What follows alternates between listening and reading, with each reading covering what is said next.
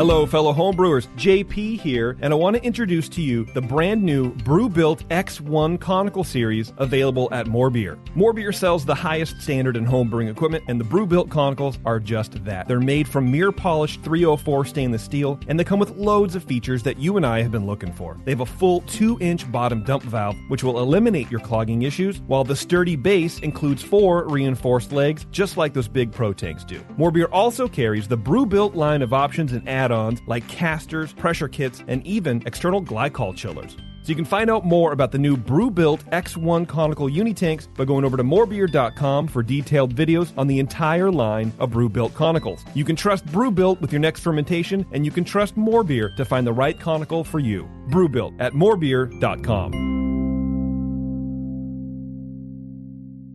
The session is brought to you by morebeer.com, where every day you can enter to win the beer trip of a lifetime for 2 to Belgium. Private tours, round-trip airfare, and $500 to spend. Enter now at morebeer.com.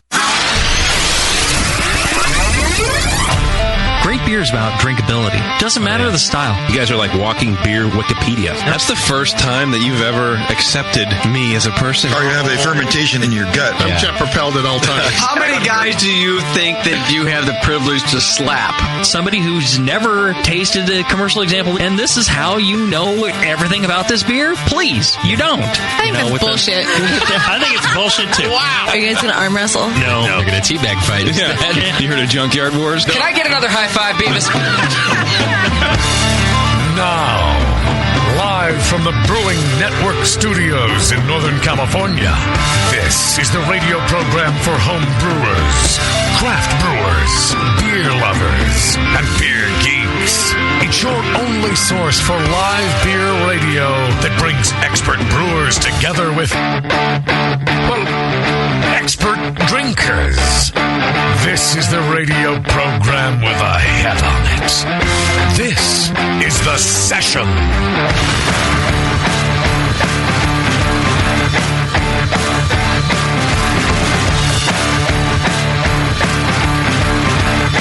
All right, ladies and gentlemen, a very important milestone has been met. Jamil Zainasheff has reached a turning point in his life. It's the turning point that I like to call he's given up. Is he going to be called Janine Zainasheff from now on and kind of start presenting differently? Or? He's not wearing sweatpants everywhere right now. No. He hasn't given up. He's gone back to jeans. However, he's decided, and it was the same decision I one day had to make, and that is that I would never again have to have a real job. I gave up. Right. So I got a tattoo in a highly visible area of my arm. And ladies and gentlemen, so has Jamil. Amazing. Right. Yes. I am going to die before this really matters. Right. Yeah. He jumped the shark. Yeah, that's right. Show it to the camera there, Jamil. That thing's live right now, dude. There we go. He's that. got the heretic face right there on his arm. And Jamil, you can't tell me that throughout your life, whenever you thought of tattoos or different things, you didn't go, well, I may still have to interview for a job one day. But now you thought, well, fuck it. I never have to do it again. That was exactly what was crossed my mind. It's like, it doesn't really matter.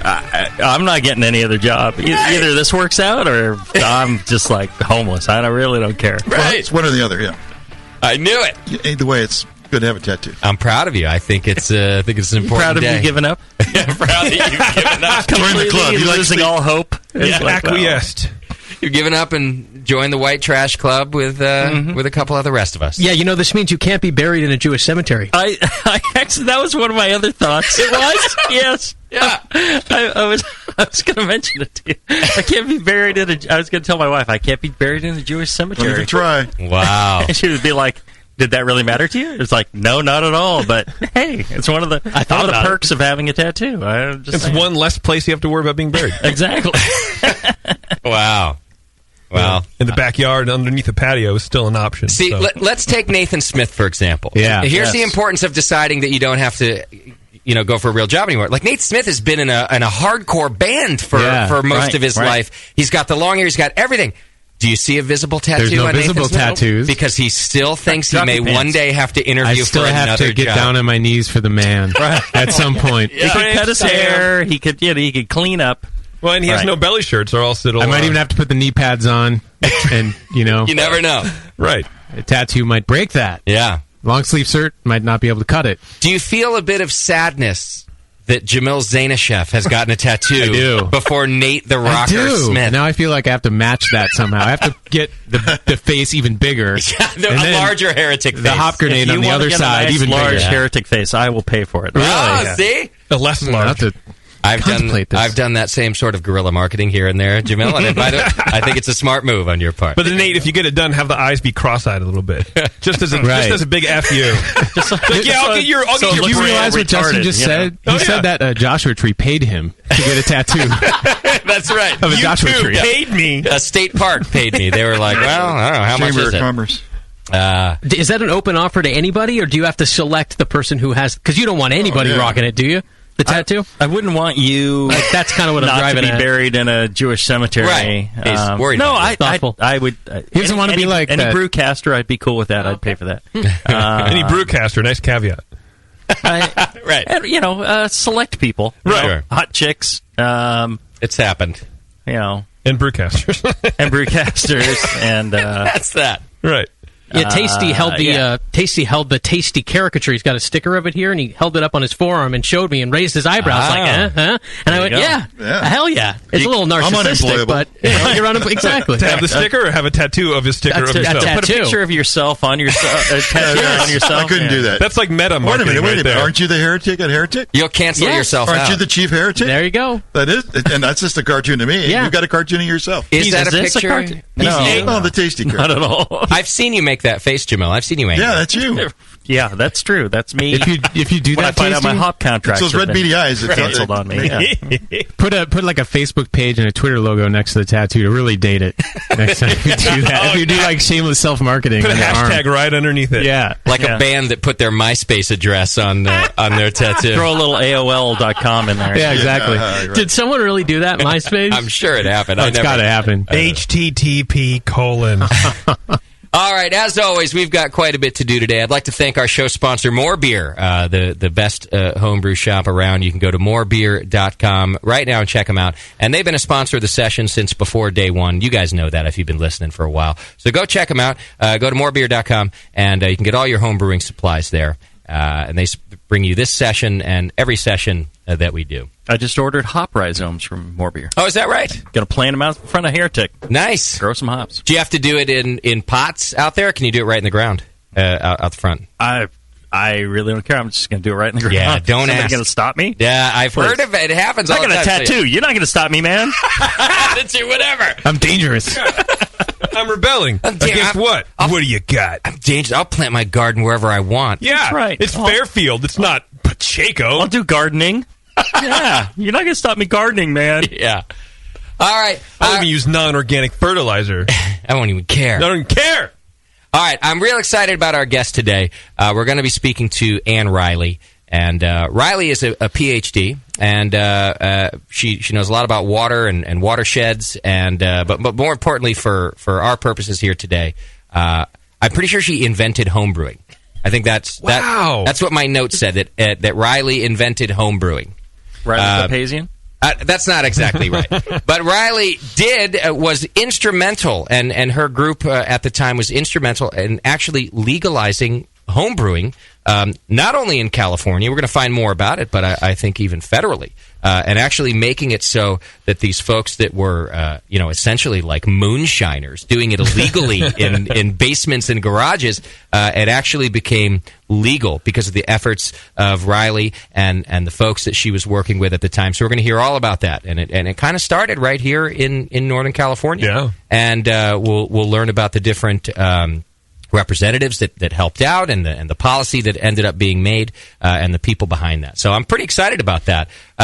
We were at our Winterfest right here in Concord, and that's where I met Riley, and somebody introduced me and said she legalized home brewing. Didn't you brush him off like, yeah, because I hear crazy stories like that all the time, so I was like, yeah, sure she did, whatever. But I talked to Riley, it took about 5 minutes, and I realized, wait a minute, she legalized home brewing. She did it, yeah. So just really a great story, and so we invited her to come on the program, and she's going to be with us in just a few minutes to talk about how homebrewing became legalized. If you'd like to ask questions of Riley or anybody in the crew here today, 888-401-BEER, 888-401-BEER. Bevo's in the chat room taking your phone calls. Or you can hit the chat button on the Brewing Network homepage. Not the chat on our live stream where you go watch the live video. You're just going to end up talking to yourself over there. But if you go over to thebrewingnetwork.com, there's a chat button right there, and that's where all the listeners are.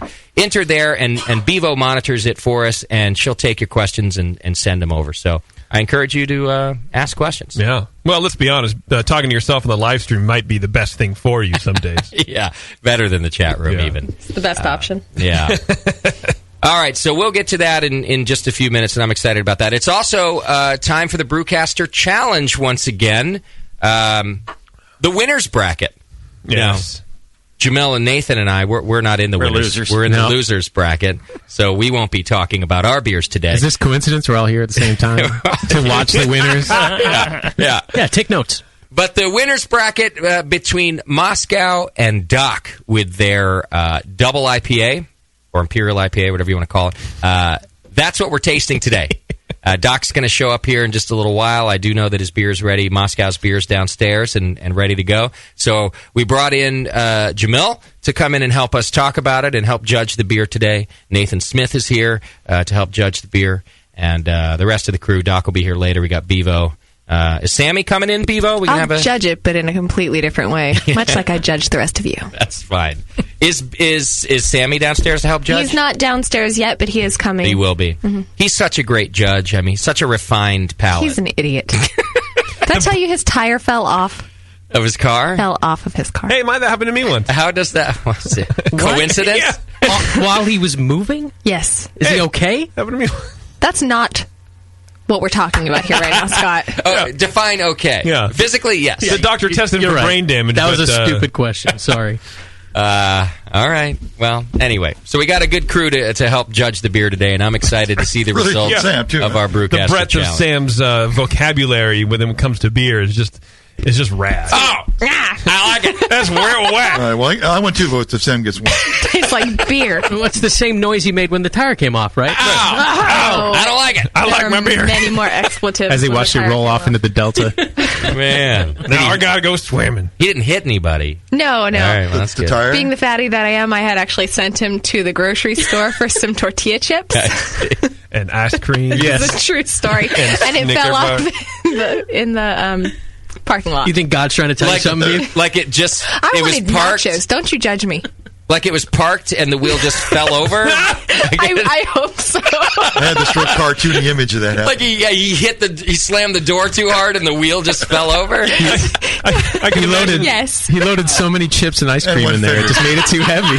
Yeah, Bevo was like, listen, it's 50 for the price of one sale today down at the Knob Hill. It was one pack. One bag of chips. You mispronounced the word pallet. Shut up. Is that the Costco? And 12 gallons Safeway, you dicks. of ice cream. Hate you all. I can imagine Sam I just learned go, how to make an ice cream cake, and I'm not sharing any with you. I love this. Is there any left? It's got me through a lot of time. I really hope that it lasts another 100,000 miles. And he gets in and it just falls apart. Surprised just one wheel fell off. Okay, so we've got the Brewcaster Challenge today, and that's going to be a lot of fun. Hang in there for that. Couple of announcements I need to make. I wanted to tell you about a homebrew competition farther up in Northern California, up in Placerville. The Placerville homebrew competition. It's at the El Dorado County Fairgrounds, and it's time to enter. You can go over to eldoradocountyfair.org/entry. eldoradocountyfair.org/entry. You might have to put in the .html. It says /entry.html. Very, what's it called? A retro website. Not old, it's retro, apparently. It's hipster. Entry deadline is May 2nd, so get your beers ready. This is a great competition, and they'd like you to enter. Entry deadline is May 2nd. Go to eldoradocountyfair.org/entry.html. You can send your entries to the Brewers Barn up there. You can get all the information over on the website. And I guess you just go to the fair, and that's where they'll be doing the awards. So go check them out. It's a great homebrew competition, and we like it when you guys are entering competitions.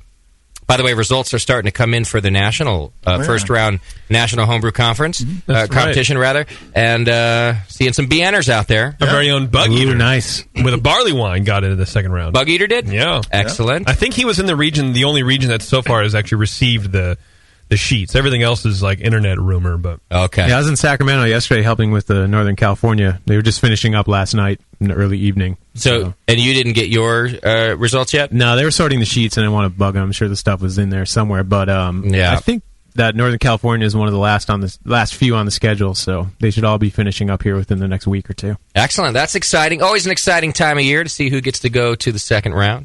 I do think that tickets are still available to the National Homebrewers Conference itself. So for those of you who like to wait to see if you made it to the second round, you can still go buy tickets. So they had an increased capacity this year to try to help out. It's been selling out for a couple years, so you can still go buy tickets.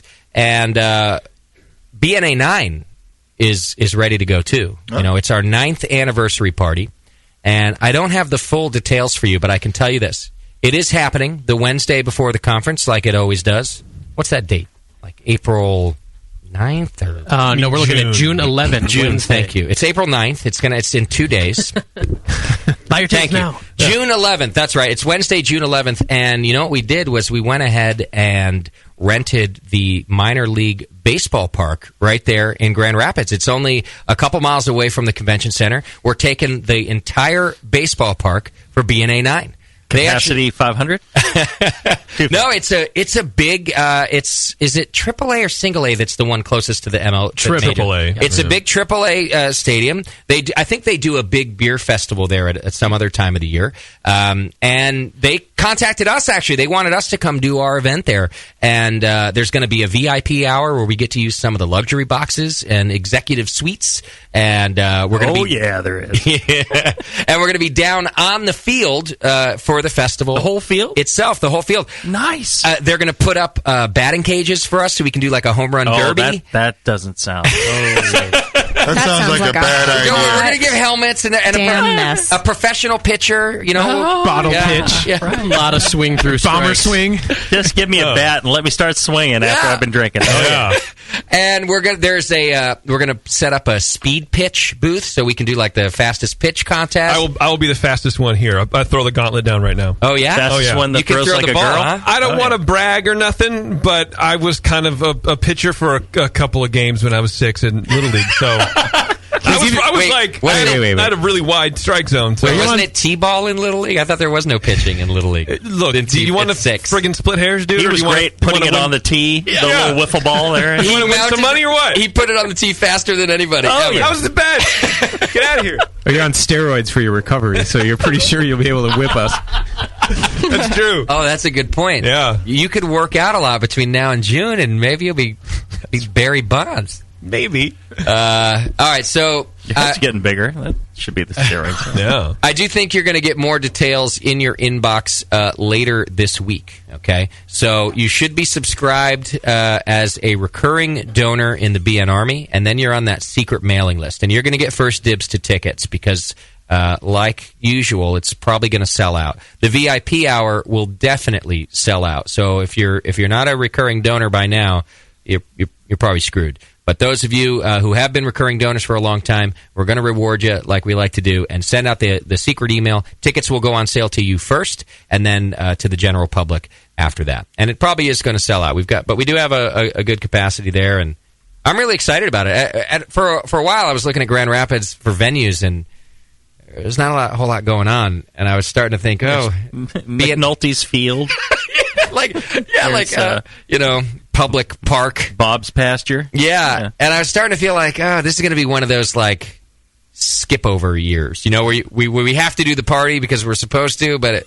This sounds like one of the best. But now I'm feeling like I'm super excited about it. Room and air. Yes, it's space and outdoors, and we've got some ideas, too. Like, we're I don't know if it's going to happen yet, but we're thinking that for the VIP hour, we might get a little like a Brewcaster kickball game going, where the listeners can come play against us. The listeners can come kick us in the balls. Us, that sounds awesome. Fat schleps, and like challenge the Brewcasters maybe during the VIP hour, so that we're relatively sober. I'm on, and you're in. I'm in. Okay, good, because I want like we need a full team. We need a full like BN team, and then we'll have some challengers. You know, I just think it's a fun way to throw out your knee for the listeners. To come watch us injure ourselves. Basically, I think we should get there at noon and do slosh ball. Oh man, why not? Great. I'm so much smarter than you guys. I'll be in the luxury suite. Tasty, you gotta all you guys' girlfriends. You gotta do one thing. Like, if nothing else, you have to be like a pinch kicker. So you don't have to run the bases. You got to kick the ball one time. No, you know they have like celebrity. I'll be the umpire. Celebrity umpire. There you go, celebrity umpire. I was actually going to request that. No, you're playing in a lazy boy. No, sweat doesn't work for me. Come on, you got to play. But running and bouncing does. We'll have bugs too. Really? I mean,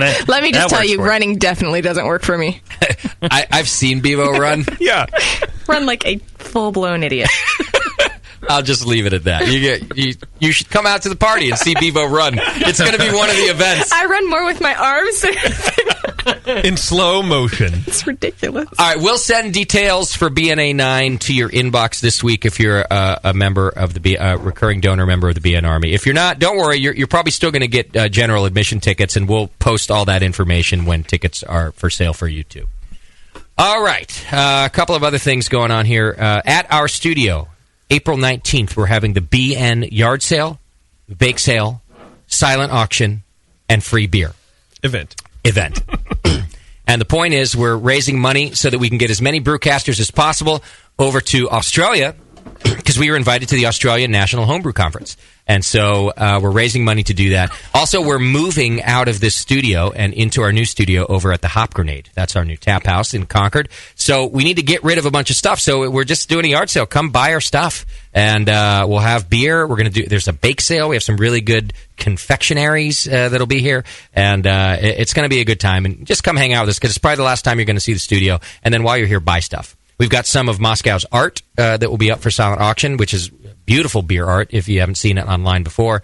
And I'm being serious. This is not one of my sarcastic where I try to lift Scott up and then I cut him down. It's actually really great beer art. So I was bracing myself for nothing? Yeah. I look at it every day if I'm hanging in the house at home. It's very good. It's really nice, yeah, right? It's really good. We're going to be auctioning off our official Brewcaster kegerator, which is a 6-tap kegerator that Doc built himself. It's in great condition. It's all camoed out. So it's ugly. You can't even see it. It works really great. Right. You pick it up. There's a kegerator? Yeah. You win it. You go, well, we'll go, all right, find it. Yeah. Can't even find it. It's perfect. You paid for it for nothing. It's perfect for those of you that have a significant other or spouse that doesn't want you to buy more beer equipment. Doesn't want. You can put this right in the living room. She'll never see it. Never see it. They'll never know. So camouflaged. You can take it hunting. It's actually a really great kegerator. I'm sorry to see it go, but we need the cash to get to Australia, and we've got nowhere to put it. So items like this are going to be up for silent auction. Bevo's chair. We are auctioning. That's absolutely ridiculous. We are silent auctioning off Bevo's chair. Thank God it's silent. You know, we thought about Jamil's chair too, right. But he sits in all the chairs, and mine probably doesn't smell like Bevo's. It lost its value.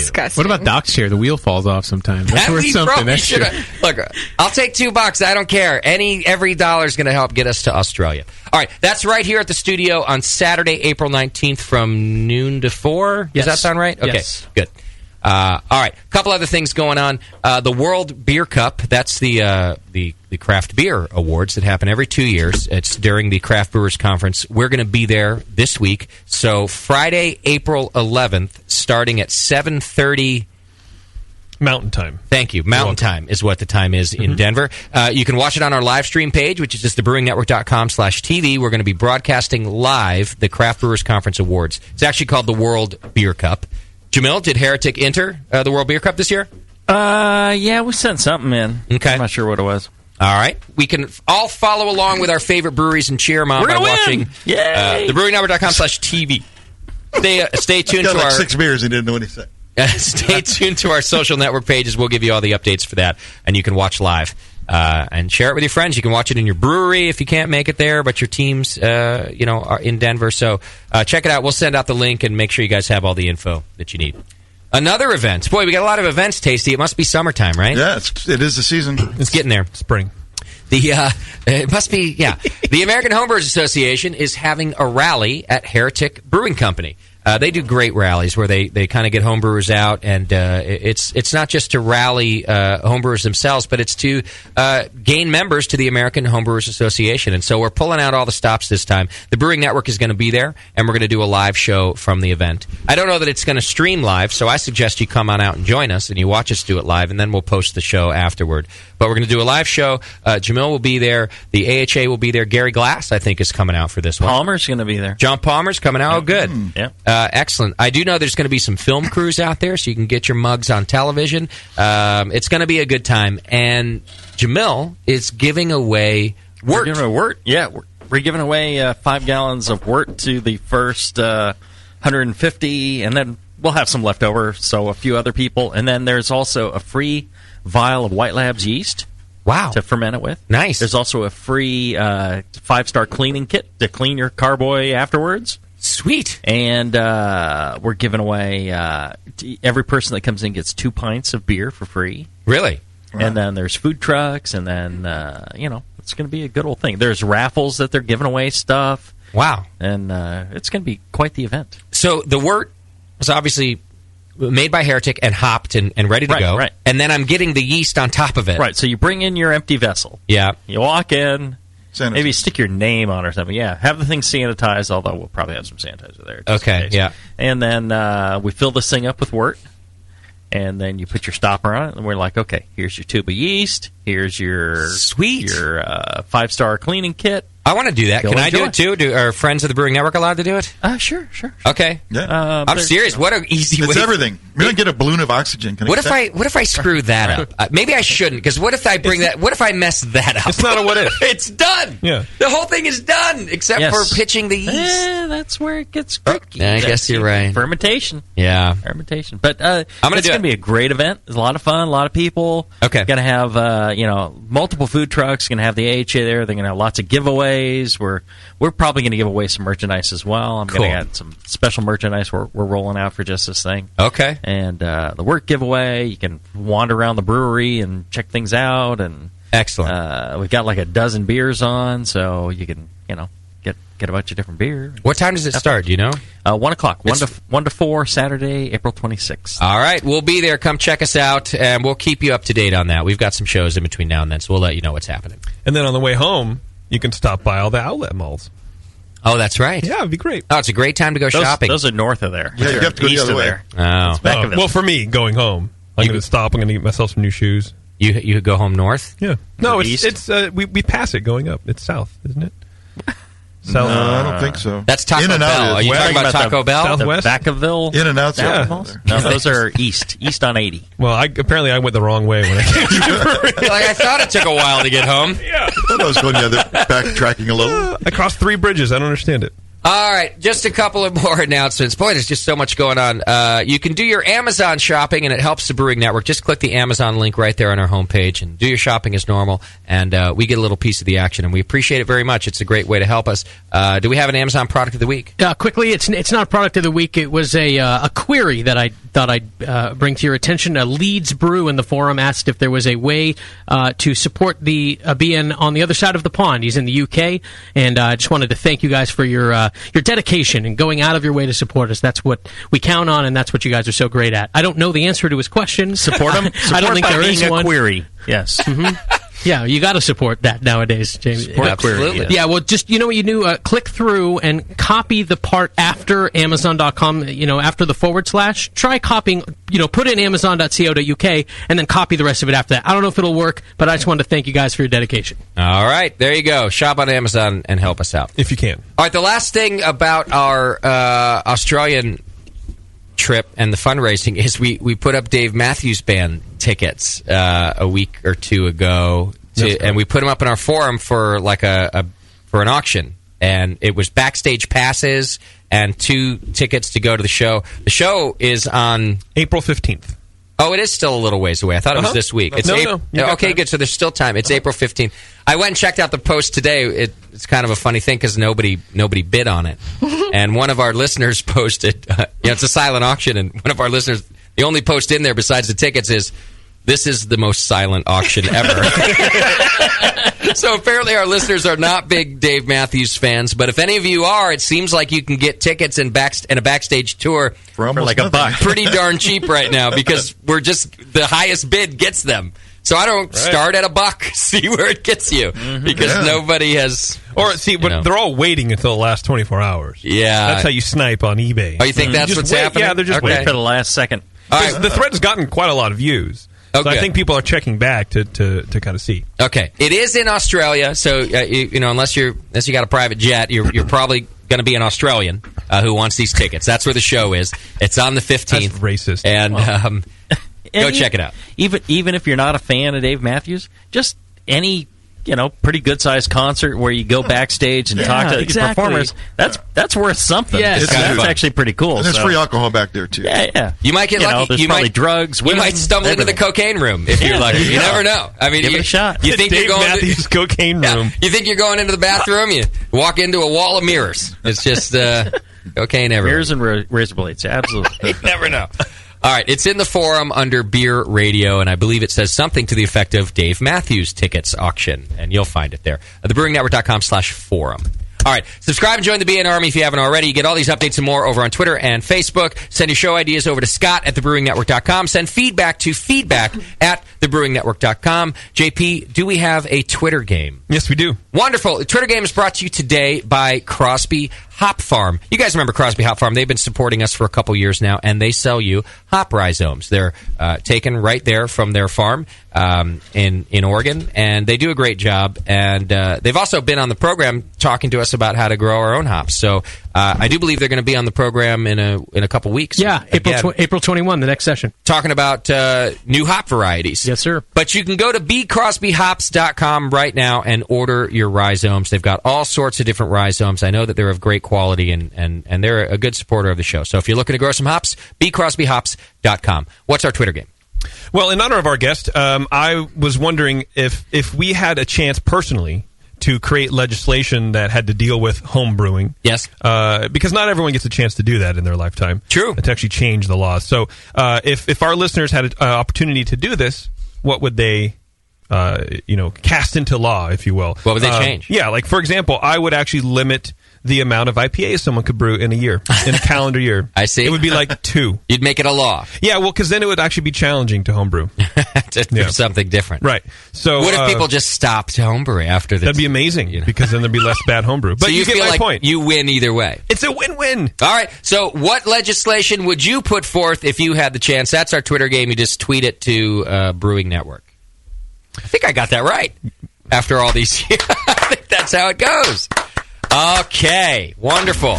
We're going to take a quick break. When we come back, we're going to talk to Riley. She's going to talk to us about how we got home brewing legalized in California and in our country. It's a hell of an interesting story, so hang in there. 888-401-BEER is our phone number, or hit the chat button on thebrewingnetwork.com, and you can send your questions that way. Hang in there. It's The Session.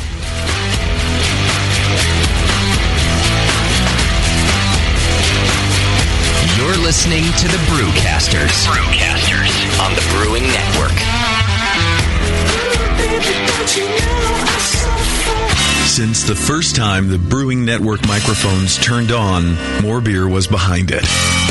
More Beer sponsors the programming on the BN because, like you, they love brewing. And like the Brewing Network, they love sharing their knowledge. Morebeer.com isn't just a website to place your next equipment or ingredient order. Morebeer.com also gives you access to free beer information that will make you a better brewer.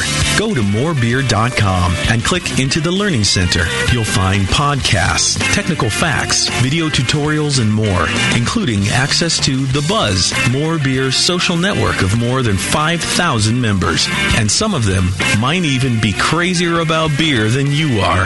Get over to morebeer.com today and take advantage of The Buzz, the forum, the Learning Center, and make sure you're signed up to receive the newest More Beer catalog. More Beer, bringing you absolutely everything for beer making. Hi, I'm Jamel Zanishev, and in addition to my work on the Brewing Network, I write the Style Profile column in every issue of Brew Your Own magazine. Hi, I'm Sean Paxton, and when I'm not prepping for the Home Brewed Chef on the Brewing Network, you can find me writing articles on how to cook with your home brew for Brew Your Own magazine. Greetings, cretins. This is John Palmer, and when I'm not writing for Brew Your Own, I'm reading it. John Palmer, Sean Paxton, Jamil Zanishev. If you love listening to them on the Brewing Network, you'll love reading their articles, tips, and recipes in the pages of Brew Your Own magazine.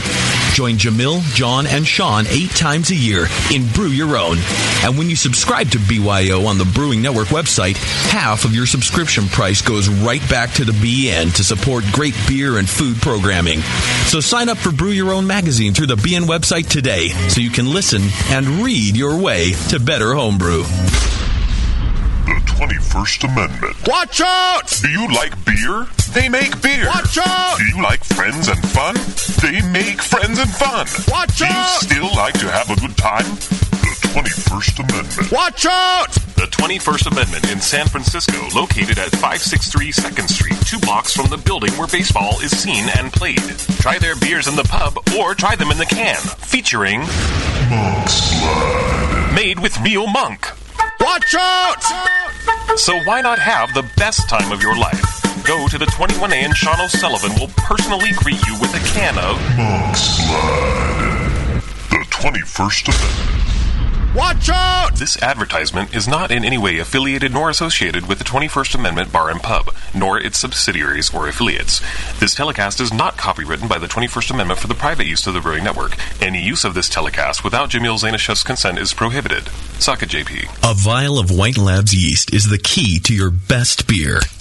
When you open a vial of White Labs yeast, you're giving your beer its best chance for a perfect fermentation. In addition to their already incredible variety of yeasts, White Labs is proud to announce WLP 90, San Diego's super yeast, now available year-round. WLP 90 is super clean, super fast fermenting, with low esters and has a neutral flavor and aroma profile. It's alcohol tolerant and highly flocculent. For more of the latest White Labs news, click over to whitelabs.com, where you can read reviews of yeast, learn in the lab section, and join the customer club. And if you should find yourself in San Diego, White Labs has a brand new training facility for craft brewers and home brewers alike. whitelabs.com. Discover yeast, nutrients, enzymes, and more for commercial breweries, home brewers, and homebrew stores. White Labs. It's all in the vial. A few things happened 30 years ago. ARPANET migrated to TCP/IP, and the Internet was born. Revenge of the Jedi was renamed Return of the Jedi and opened in theaters. Mila Kunis and Emily Blunt were born, beginning a rad fantasy in my mind. But all of that pales next to the fact that HopTech opened its doors and began blowing homebrewers right out of their mash tuns. HopTech doesn't fuck around. Real people shipping awesome shit straight to you. Their new website is fast and easy to navigate. Or just call 800-379-4677 and let badass bitch Jade and brewing brother Roberto blow their warm load of customer service all over you. So visit the site or visit the store in Dublin, California, and support those that support you. Get your brewing on at hoptech.com. This is www.thebrewingnetwork.com. Sit down next to it, grab yourself a paper towel, and watch those yeast have sex. You're listening to the Brewing Network.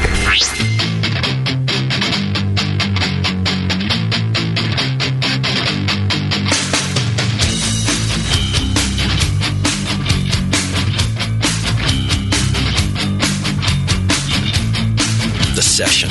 Brewing up our next batch of radio gold. Right now.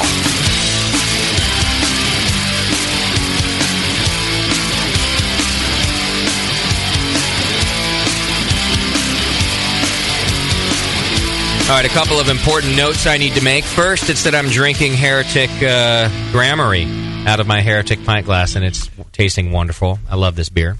And it keeps me It keeps me from drowning my sorrows in alcohol because it's a lower alcohol. I can drown myself. I can keep drinking a lot of it, but it's 4.4%. It's 4.4%. So it makes me feel less like a delinquent. Right. And Good. it's tasty at that. Welcome to the club. More like an alcoholic? No. Yeah, but no. Okay. Thank you. My second announcement I'd like to make is I'd like to congratulate the boys from the University of Connecticut basketball team for once again making it to the finals. And I'll admit I didn't get to follow them too often this year, but I'm proud of them, and they're in the finals right now. I'm here with you, You're Riley, missing it. instead of watching my childhood favorite. I'd rather be here with you, don't get me wrong, but I may keep up to date on the scores as we go, if that's okay with everybody. And we're winning right now, right? Yes. Yes. Okay. Wonderful. I just saw an update from the team. The coach has passed on your congratulatory speech. Yes. And they are high-fiving, and they look ready to go. Oh, yeah. I knew it would help. It always does. That's why I try to do it often. Yes, often. All right. We've got Ann Riley in the studio with us now, and Riley was instrumental in the legalization of homebrew. We're going to find out all about that. Riley, what do you do now? Tell us a little bit about yourself. Now I protect streams and rivers from people doing nasty, bad things to them. Okay. Like polluting and and dropping riprap or concrete or. Oh yeah. Okay. Literally just dumping. Whacking out the vegetation. Okay. Dumping pollution in, and I encourage stream restoration. Okay. And this is, the government pays me to do this. So wow, this is and you must pretty love it. Nice. Yeah. How long have you been doing that? Oh, since I was, in my early 20s. Okay. You can't ask a lady how old she is. So I I'm wouldn't think of it. And you're a PhD, so is this what your background is then? Yeah. Okay. That's what I do in my day job. Where did you go to school? I went to Berkeley. Okay. And I finished a graduate degree in 1977, and then I had nothing to do. I had time on my hands. I see. And that's how this homebrew thing started. Ah, okay. The degree is done. I'm in the basement of a house in North Berkeley doing my home brewing all by myself with a roommate. Yeah. Underground. Yeah. Right? Where it's nice and cool. And so I went, why shouldn't this be happening above ground? I see. Out of my basement. Okay. All right. Right. Get out of my basement. Yeah. So the method of communication back in these days, 1977, was telephone poles. Okay. We didn't have all this computer stuff and Twitter and email, and we had telephone poles. The rotary phones? Literally. And rotary phones. The telephone pole was literally the social network. Exactly. Yeah, okay. And so what I have here, I actually found this today. Oh, really? Yeah, I put this thing. Is this a flyer? Yeah, it's a flyer. All right, let me read this. Then we'll put it up around on the telephone poles on our live stream in page the city too. of Berkeley. All right, let me read you the flyer. Pile them up, Who did you draw this? Yeah, Riley, you did. I like the beer glass. Thank you. Thank you. The felt tip pen beer glass. You needed to get your message across. Right. Party for homebrewers. Did you even know that you weren't the only homebrewer on the planet at the time? I thought maybe there might be 2 or 3 of us. Okay. And so you put this on enough telephone poles to hopefully gather the other couple. Right. All right, party for homebrewers. And then under that, it says beer. Because we were worried. What if somebody thought root beer? Yeah. And you're like, we don't want that riffraff. Right. Yeah. Well, I'm thinking of current day Berkeley and how the homeless would all show up for the free beer. They're like, I'm sure that wasn't the case then. It was a different time.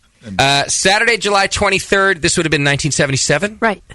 I just want to point out this was before I was born. Yeah, me too. Saturday, July 23rd, 1977, 8 to 12. Oh, you were going for it, too. 8 p.m. to midnight. Right.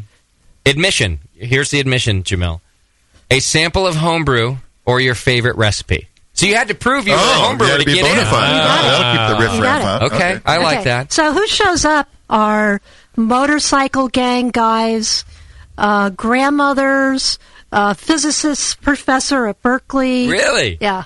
Well, it's just like my homebrew club meeting now. That hasn't changed a bit. It was a complete cross-section of society. It's the same way at the club. It's every socioeconomic. And they were all already homebrewers. Yes. Okay. Right. You don't still live at this address, do you, Riley? Because no. Yeah, good. Now, how illegal was it? I mean, were people being prosecuted for making homebrew? Yeah, that's a very good question. So. This was just a party to find each other, and we wrote each other's names down and telephone numbers, of course. Right. And we all shopped at this place called Wine and the People, which is this little hole in the wall on University Avenue in Berkeley where you could buy beer brewing supplies like the radical development in homebrew hydrometer. Yeah, okay. Right, and a fermentation lock. And Okay. that was, and a carboy. That was about it. I remember they sent me to the supermarket to buy cans of malt. Mostly the malt. Oh, right. Right. And you could get yeast. Yeah, Brewer's so, yeast, okay. Yeah. Mhm. Yeah. Or is it bread yeast? Well, I think they had brewer's Actually, yeast. had brewer's yeast. Yeah. Dried yeast, of course. Yeah. Why were the cans of malt at the supermarket? What else were cans of malt used for? Good question. Anything? Some sort of, isn't a baking section. It'd be like, Yeah, there's it'd be in a the baking sugar, section, malt right. and there's liquid malt Right. extract in cans. For baking, for cookies and things like that. Okay. So anyway, we met each other and we set up a network and we called ourselves, because we were in the East Bay, the Yeast Bay Brewers. Okay, got it.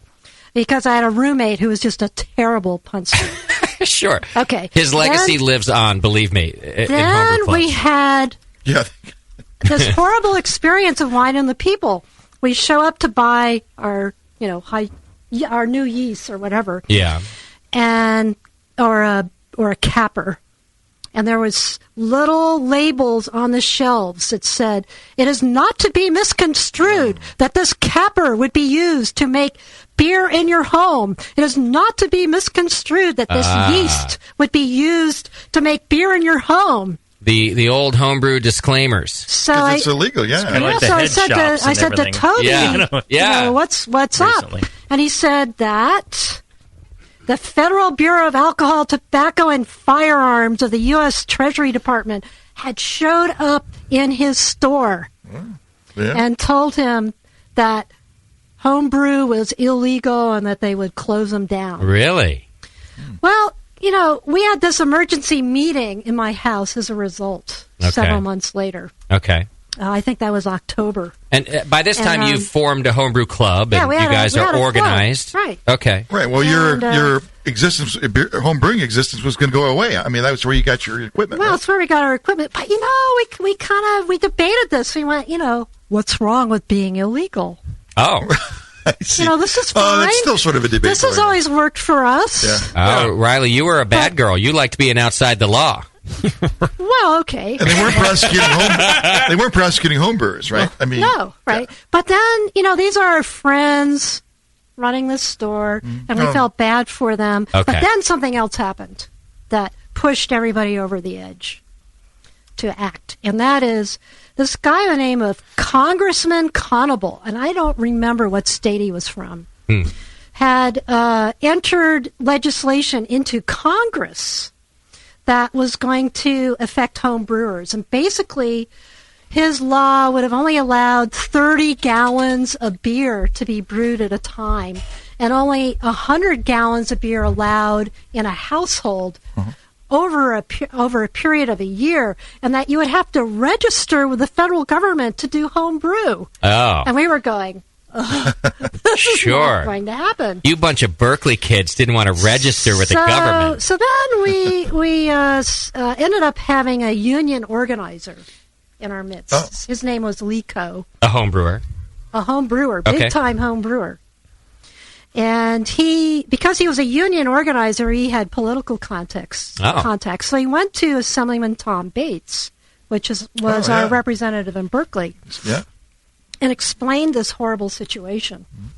Well, in the meantime, we needed to really find out if homebrew was legal or not in the state of California. Yeah. And so we went to Assemblyman Galco and said, would you figure out, what our legal status is in California? Okay. So he went to the Legislative Council of California, and their opinion was, federal law does not and would not, in the view of the power of the state under the 21st Amendment to the United States Constitution, prohibit or preempt the state of California from authorizing a person to make beer for personal consumption. However... Oh, good. There's always a however.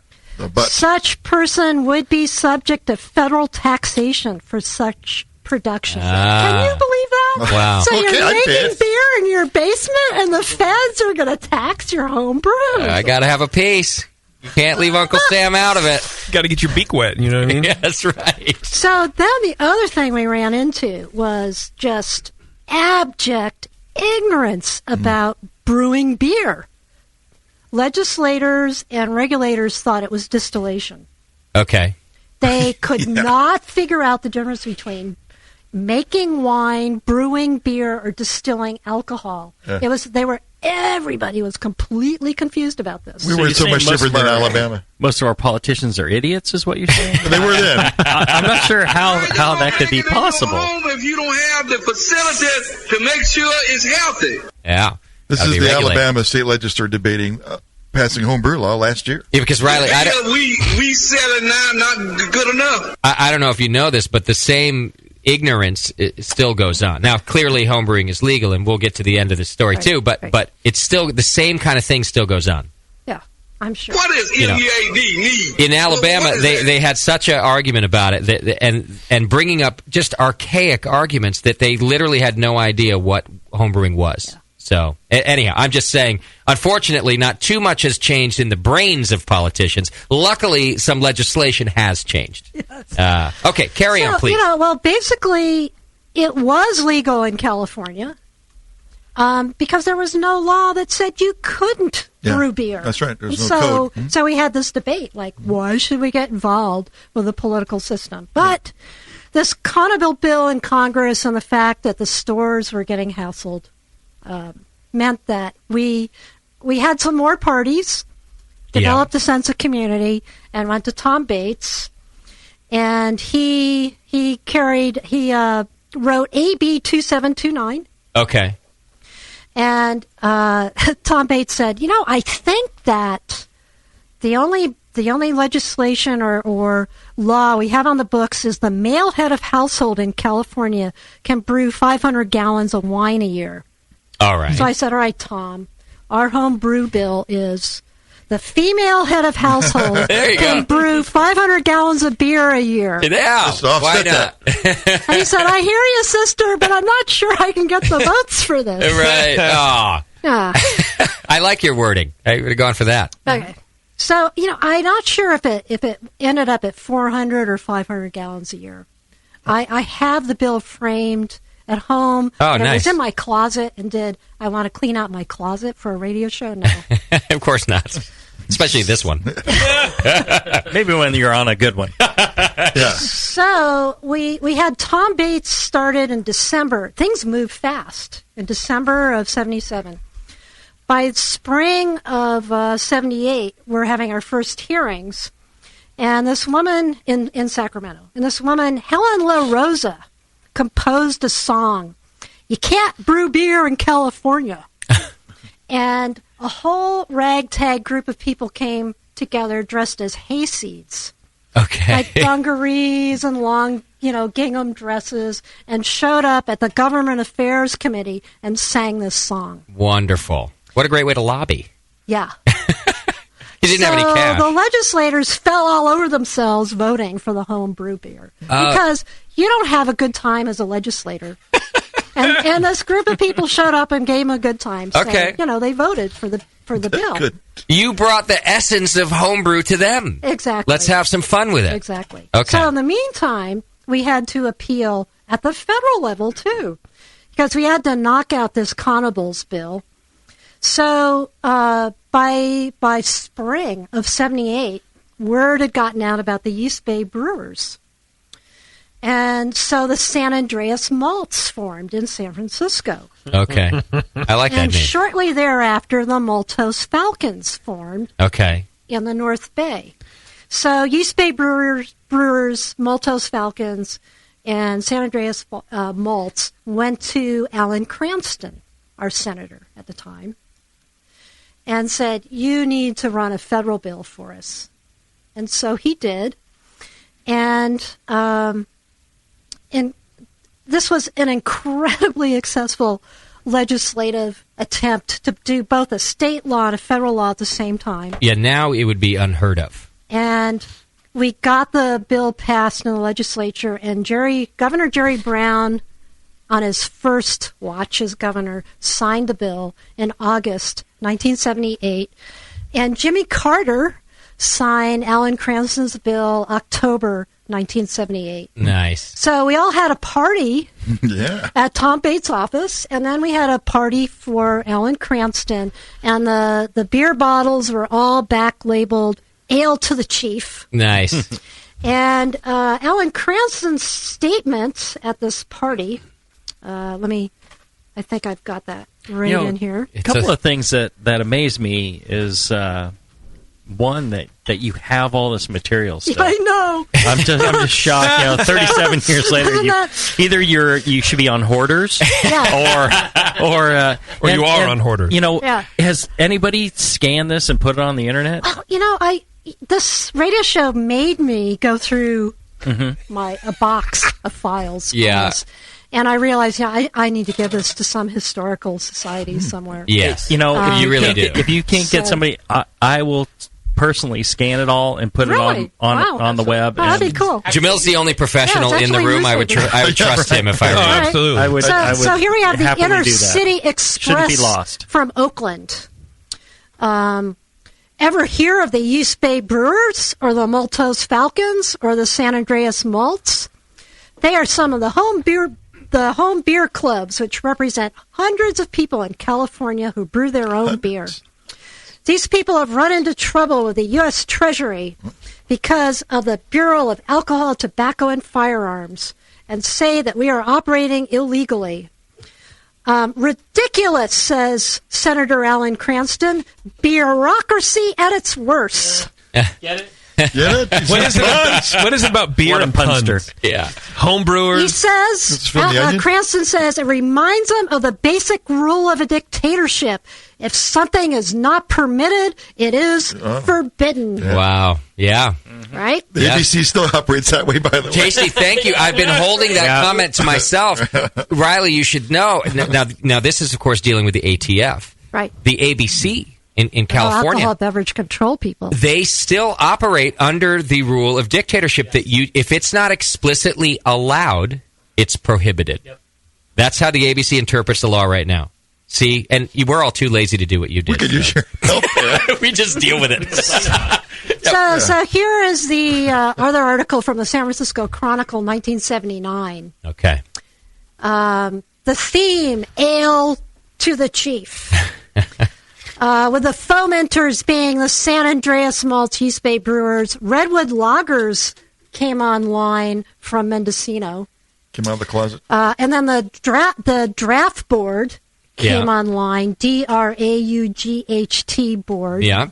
Still around. They're still around, right? Yeah. And the honoree, of course, was Senator Alan Cranston. And Cranston's quote is, "I'm a little bit confused," he said, eyes twinkling and darting to the glass of dark brew in hand. "I'm against the draft." Well, anyway, this is the way this particular campaign unfolded. Yeah. And I think why we were so successful in such a short period of time was just the timing. Sure. Was right. Okay. Okay, now the story goes on a little bit because home brewers then decided, well, wait a minute, don't we want to have microbreweries? Wow. And there was a couple who set up shop. I think it's the first microbrewery in California, and I don't even know if it was legal. It was in the town of Sonoma, and it was called Albion Brewery. New Albion Brewery. And they operated for just a short time, and we took a field trip to that brewery as a club. As a club, okay. But that put the idea on our head. Wait a minute, these guys have a real brewery. It was only two 50-gallon vessels, in terms of brewing capacity. Sure, okay. Gallons, but still. So it ended up that Bill Owens, who later started Bison Brewery in Berkeley, still around. He became the prime mover on a microbrewery act and went to Tom Bates, and Tom Bates said, sure, he'd carry it. Matter of fact, Tom Bates always said, I've been in the assembly for, what was it, like 30 years or something? Yeah. And what people really remember him for is the Home Brew Act. And he would, whenever he did his speech, he always brought up the Home Brew Act. That's wonderful. Anyway, maybe not to him. Or his career. Bates carried that bill. Budweiser came out against it. The big companies got threatened by this. And so Bates's argument was, look, if more people brew at home or in microbreweries, they're going to appreciate beer and develop an appreciation beer, and they're going to buy more of your beer. Yeah. Well, the big breweries were smart enough to know that. That was a little bit of spin, wasn't it? Right. Yeah. Well, were they right? Yeah. You know what I mean? They were smart enough. They were right, too. I buy so much Budweiser now, more than I ever did. Yeah, I bet. Yeah. So Bates ran a compromise with them, which is that the microbreweries would be microbrewery pubs, and they would have to serve food. So it'd be like, just a pub operation. Okay. Right. But they put a 15,000 barrel limit a year on what these microbreweries could brew. Which is a pretty big number. Yeah, it was just a pretty big number. Then, yeah. Yeah. So now that act was replicated all over the United States. The Microbrewery Act of 82. Okay. 82? Okay. Yeah. Right. And that's Tom Bates, the same who did the homebrewing bill. Right. What a wonderful man. He's the mayor of Berkeley. Okay. Yeah. Well, he was assemblyman, and then he got termed out and became the mayor. And then his wife became the assembly person. Nice. Yeah. I was at Triple Rock for the 30th anniversary of the 82 law. Oh, okay. And Tom was there. Oh, excellent. Oh, yeah.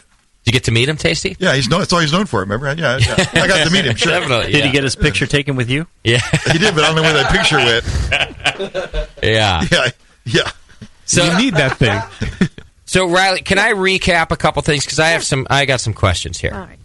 First of all, it sounds like your ragtag group of homebrewers that started this club weren't really initially very interested in getting into politics over beer. You guys kind of just wanted to keep on brewing beer. Do I have that about right? This is correct. Okay. You guys were, it was a hobby for you. It was a hobby, and so what if it was illegal?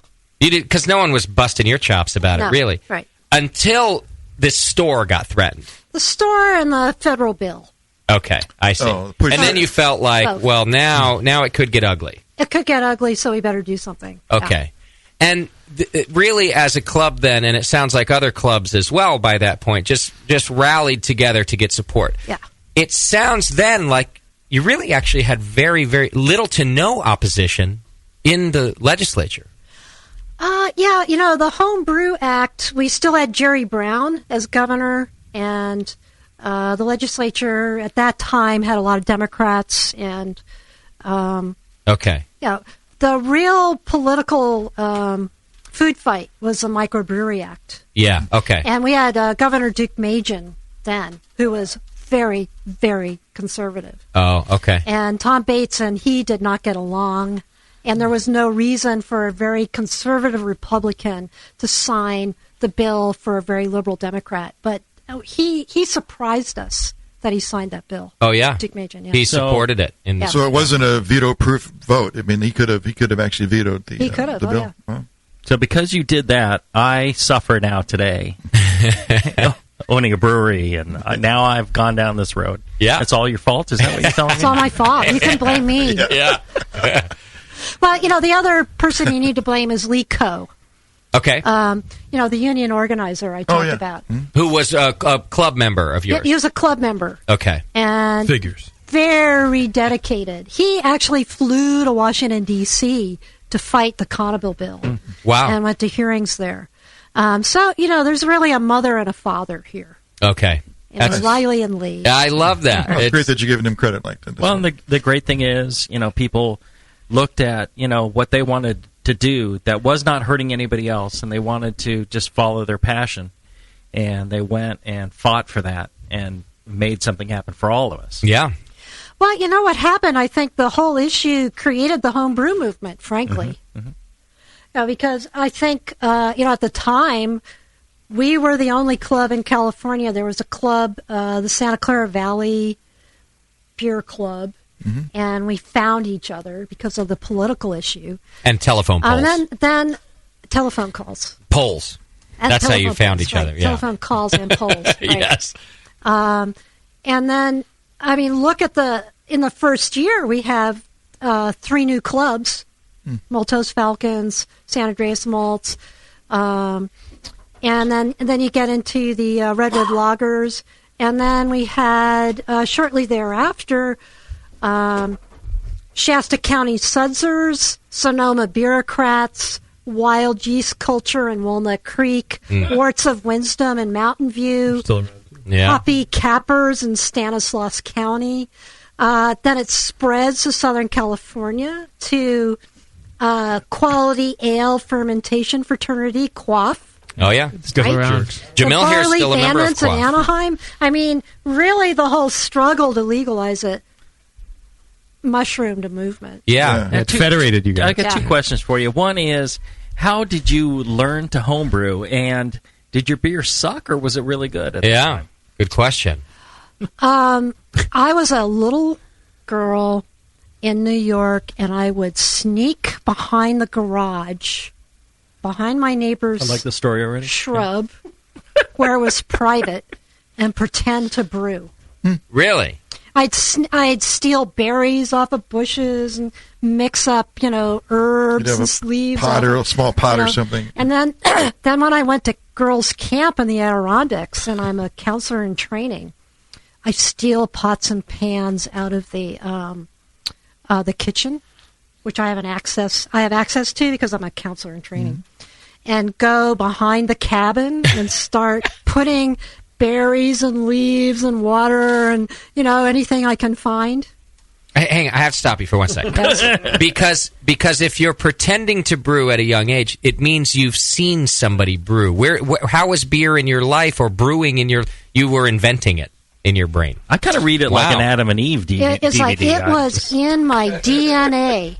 Really? Right. And then I went to college, and this president of my dorm said, "Hey, Riley, my uncle has a home brew recipe from the Prohibition days. You want to try it?" I was like, "Oh, yes!" Bet your ass I do. And so we brewed this beer in the dorm. Now, this is... Do you remember that first recipe? 1970. I mean, we couldn't even go to dinner without wearing skirts, and we couldn't leave the dorm after 9. I mean, this is... Okay. So brewing beer, no less having a bottle of beer in a dorm, would be enough to get you kicked out of college. Sure. All right. Anyway, so we brew up, we did quite a bit, because my memory is we had 4 cases. Okay. Well, there was one We're the popular dorm. African-American woman in this dorm. This is the Iowa, lots of white people. Sure. And, of course, she was 10 times nicer than any of us, and always well-dressed and poised and articulate. And she opened up her closet door, and there was this oobleck all over her clothes. Oh, it had exploded. From upstairs or something. From the 4th floor down to the 3rd. No. Whoops. Wait, what kind of beer was it? Do you remember the style? Just an ale? It was an ale. Yeah. Okay. Yeah, it was really light. Some standard light ale. Okay. So this was such a heinous crime that the Dean of Women wasn't called over to the dorm. The Dean of Men was called over to the dorm. A real dean, right? Yeah, that's like his favorite call of the whole semester. This Dean of Men was a Vietnam War veteran, and he only had one leg. Oh, no. Put you in the tiger cage. This is a movie. And he had a peg leg for the other, and he had to... We didn't have an elevator in this 1850s dorm, and he had to walk up 4 flights of stairs and walk down 4 cases of beer out of that dorm. So he was like in a good mood right when he got to... Yeah, I'm here. What are you ladies having a problem with? Wow. So I tearfully called up my biology professor, who was my advisor, and said, I'm going to get caught. I'm going to get kicked out of college. And he goes, Riley, calm down. What's the recipe? Quick, before you get put in the hole.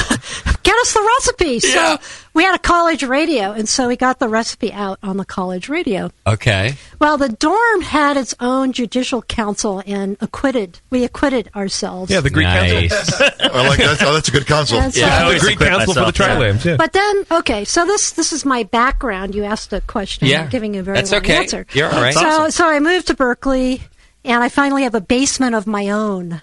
Okay. You know, like, instead of a room of my own, it's a basement of my own. And there was wine, and the people who actually had a little bit of instruction and yeast, and like I said, a hydrometer was really important. Sure. Yeah. And so You just kept on brewing. It kept getting better and better, obviously. Sure. You probably had a great place to ferment being in the basement there. It was very good. It was very temperature controlled.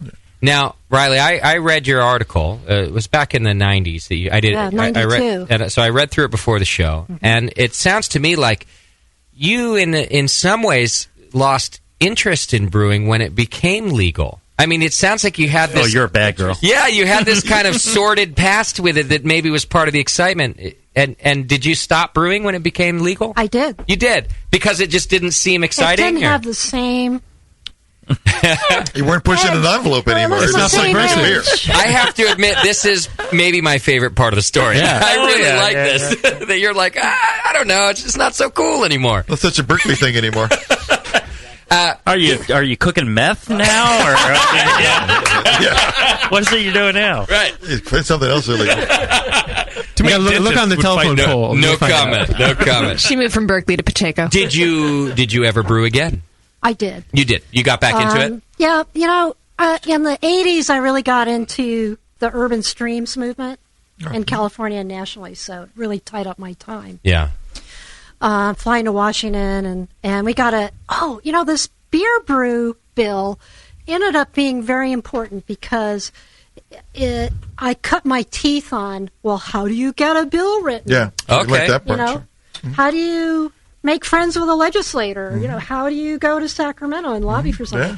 And so in 84, I went back to Tom Bates and said, would you carry a bill to start an urban streams restoration program in California? And he said, sure. Nice. And because I had that relationship with him on the beer brewing bill, Yeah. it went into my watershed work. What an amazing... It really sort of set the stage for your future work. I love that. Yeah. There's a lot of good stories around beer like that, where you get to know people, because it's all walks of life, and this Tom Bates got right in there. Yeah. That's wonderful. Well, and then I met Charles Rixler at a benefit for the League of Conservation Voters. Okay. Who was the first person to have a brewery located in his home after Prohibition. He was from Berkeley. Okay. And what we began to learn was that there were very strong ties between environmentalists and beer brewers. So this whole benefit for the League of Conservation Voters was a bunch of early brewers who showed up to donate their brew for the environmental movement. Yeah. So we were like, this, it makes a lot of sense. Beer reflects a local environment. Absolutely. The temperature in your garage or your basement, the yeast, what happens with the brew ultimately is very environmental. Absolutely. And so it was kind of fascinating to just experience this connection between the two movements. I think you see this to this day with the green movement and breweries using renewable energy and those sort of things as well. There is a problem in the craft beer industry right now with a new bill being presented, and you made me think of this. It's literally going on right now, where they're trying to make it difficult for breweries like Jamil.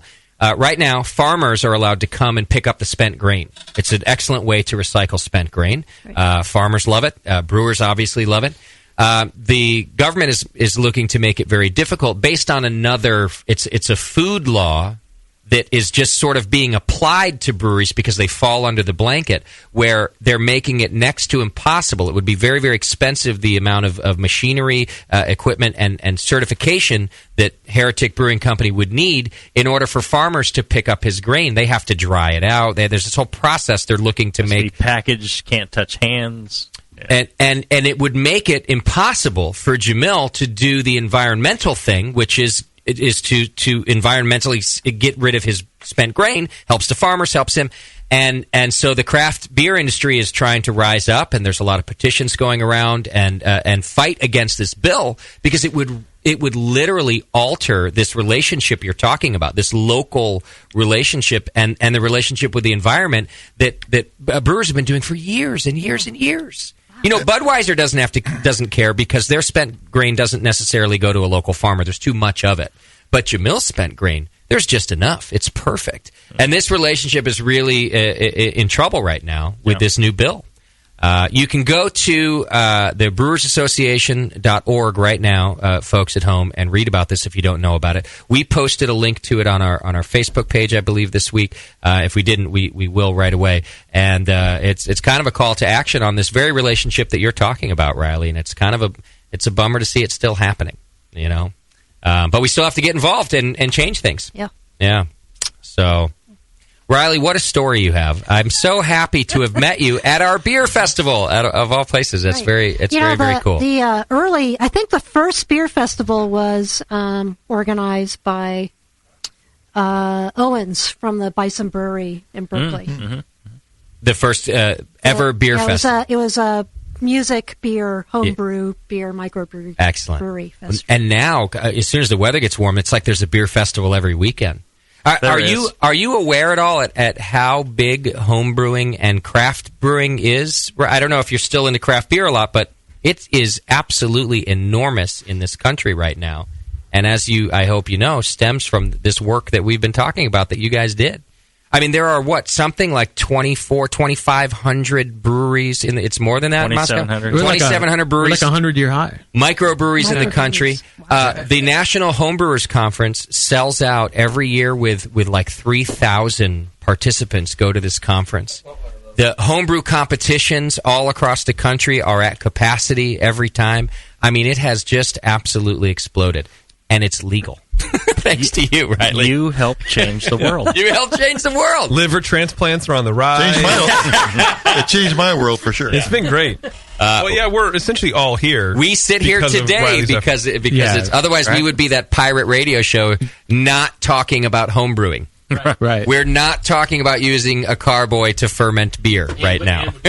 Yeah, Dan. And you would have been. We're talking about everything but pitching the yeast or something. You know? Yeah. Instead of broadcasting off the back of our Jeep running through like Christian Slater did in Pump Up a Volume, we'd be out the back of a bus.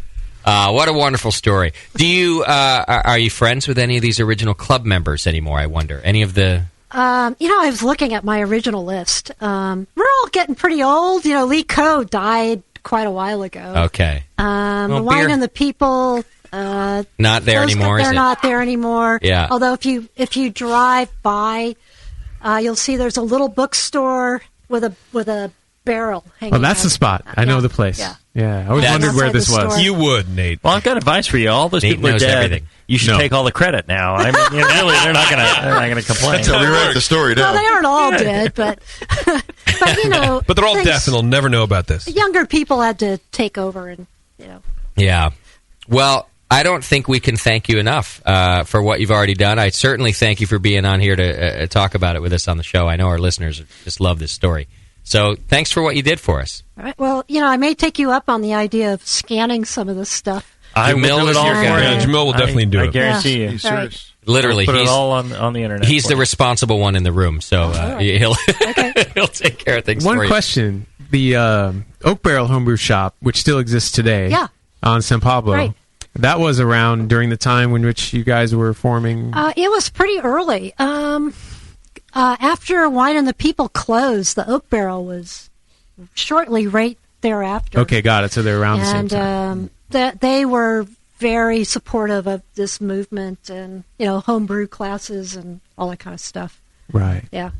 You know, the chat room's letting me know, by the way, just interrupt really quick, that the grain bill is now under review for revision, is what the chat is telling us. So that maybe they are talking about revising it for brewers. People responded, and we'll see. Yeah. I mean, you know, you have to be vigilant. You have to really, you know, you have to identify what's important to you, You have to keep an eye out and be vigilant, and then you need to take action. You can't just sit by and say, oh, well, somebody else will take care of it. No, you need to step up like Riley did and make something happen.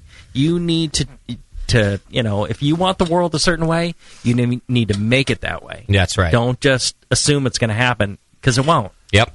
You need to step up and be responsible. I hope it happens here. By doing that, it's not complaining on Facebook. It's actually going out. No, like seriously, it's not. It's actually going out and contacting your representatives in your state legislature and actually like voicing your opinion to people who can make a difference, not to your friend at a pub. That says a lot coming from Jason. Yeah, Riley didn't just go back out to the telephone pole and post a very stern letter about how homebrewing was illegal. Don't you guys hate this? Well, yeah, it's not whining to your friend. It's going out and doing something, like JP's saying. Exactly. One last question. I know you got to go, and we're a little short on time anyway, Riley, but I wanted to ask you this. You talked about all these homebrew clubs sort of popping up, right, sort of directly after. And it makes me wonder, it's sort of the chicken or the egg question, were all these homebrewers not organizing as clubs and just sort of staying in the basement because they were afraid that it was illegal? And as soon as it became legal, well, let's organize. Or did now it's legal, hey, we should try this homebrewing thing. Yeah. You see what I'm asking? What do you think? There's some of both. Okay.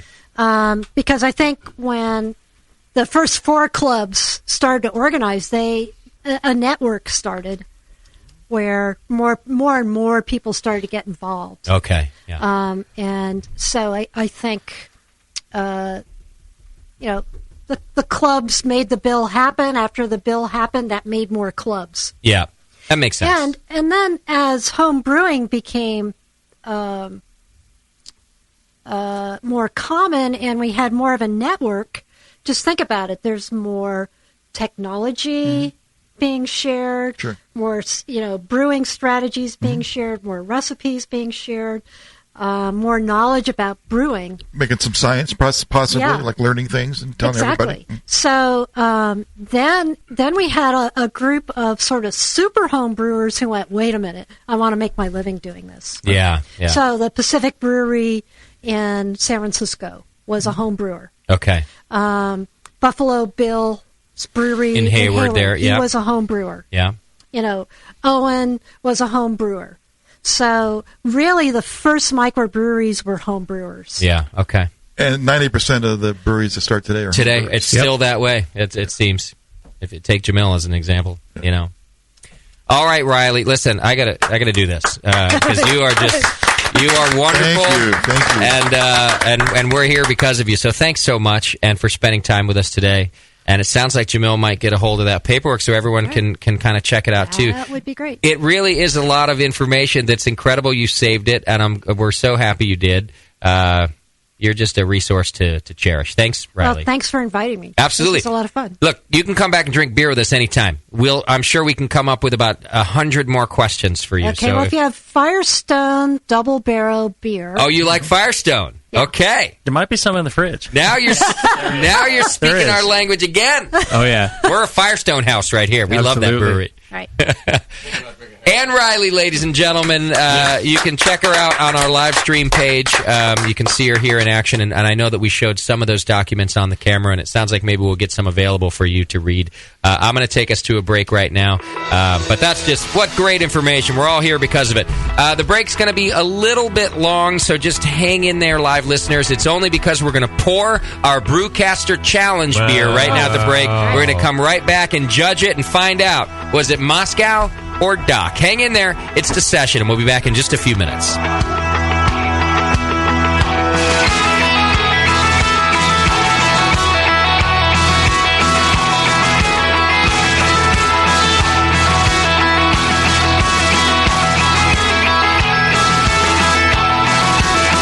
You're listening to the Brewcasters. On the Brewing Network. That's it. I've had it. I am never putting hops in my beer again. What? Why? It's just too ridiculous. Insane prices, stupid contract, high shipping costs, crappy selection. Dude, you need Nico Brew. Nico Brew will rock your f***ing face right the f*** off your f***ing skull. $5 shipping to all 50 states. Plus fantastic international rates get you low prices on Nico Brew's great selection of hops and more. Whether you're a home brewer, a pro brewer, or a homebrew shop owner, Nico Brew can get you the hops you need in increments big and small. Single orders, spot buys, or full contracts. And there's only one place to join the uber special secret elite bare bones club where you'll get the best deals anywhere. Holy shit! NicoBrew.com. NIKOBREW. Nico Brew, your bare bones buddy in the brewing business.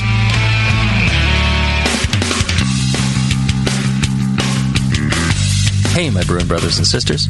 This is Jamel Zanishev, and I want to tell you about my favorite heretic beer, Shallow Grave Porter.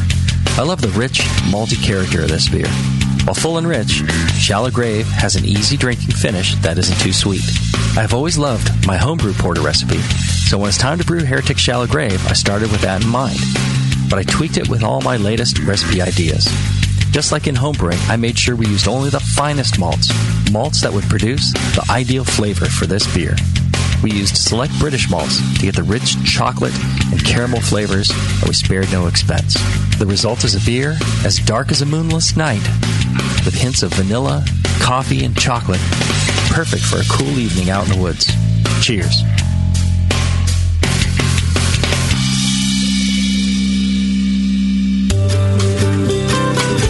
Williams Brewing is your online resource for prompt delivery of quality home brewing supplies. Since 1979, Williams Brewing has offered the finest equipment and the freshest ingredients, backed by the best customer service in the business. New items include the Big Oxygen Kit for economical wort aeration using common welding oxygen tanks, and the Unistat line of external thermostats for easy control of both electric heaters and refrigerators. In addition, they've just mashed their new oatmeal stout malt extract, so you can make those tasty winter oatmeal stouts and porters without mashing. Go to williamsbrewing.com today and browse their vast selection. That's williamsbrewing.com. Orders placed by 4 p.m. Pacific Time weekdays, shipped the same day. Brewing is easy. The Williams way.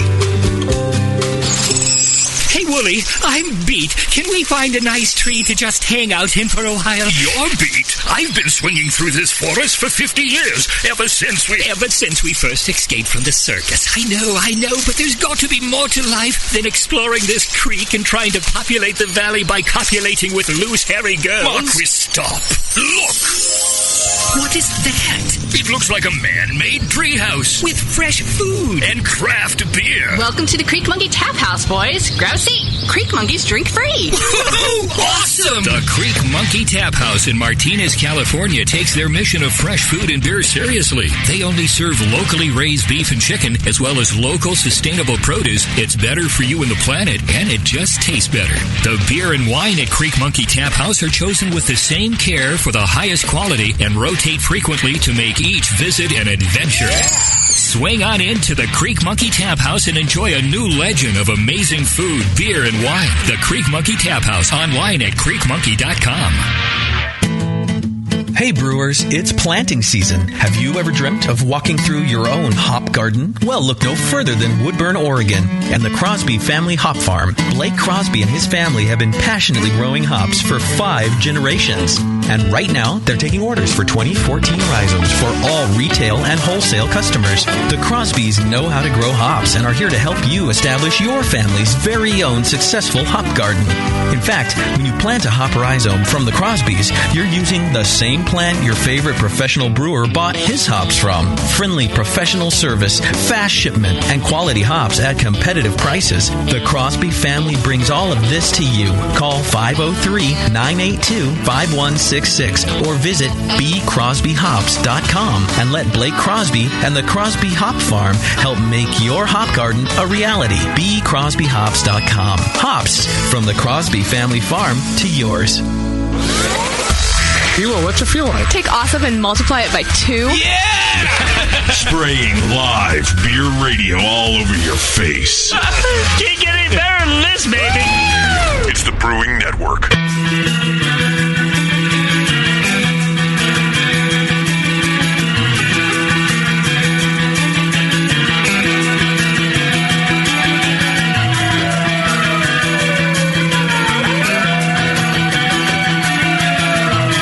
You're tuned into this session. Because life's too short to listen to crappy radio.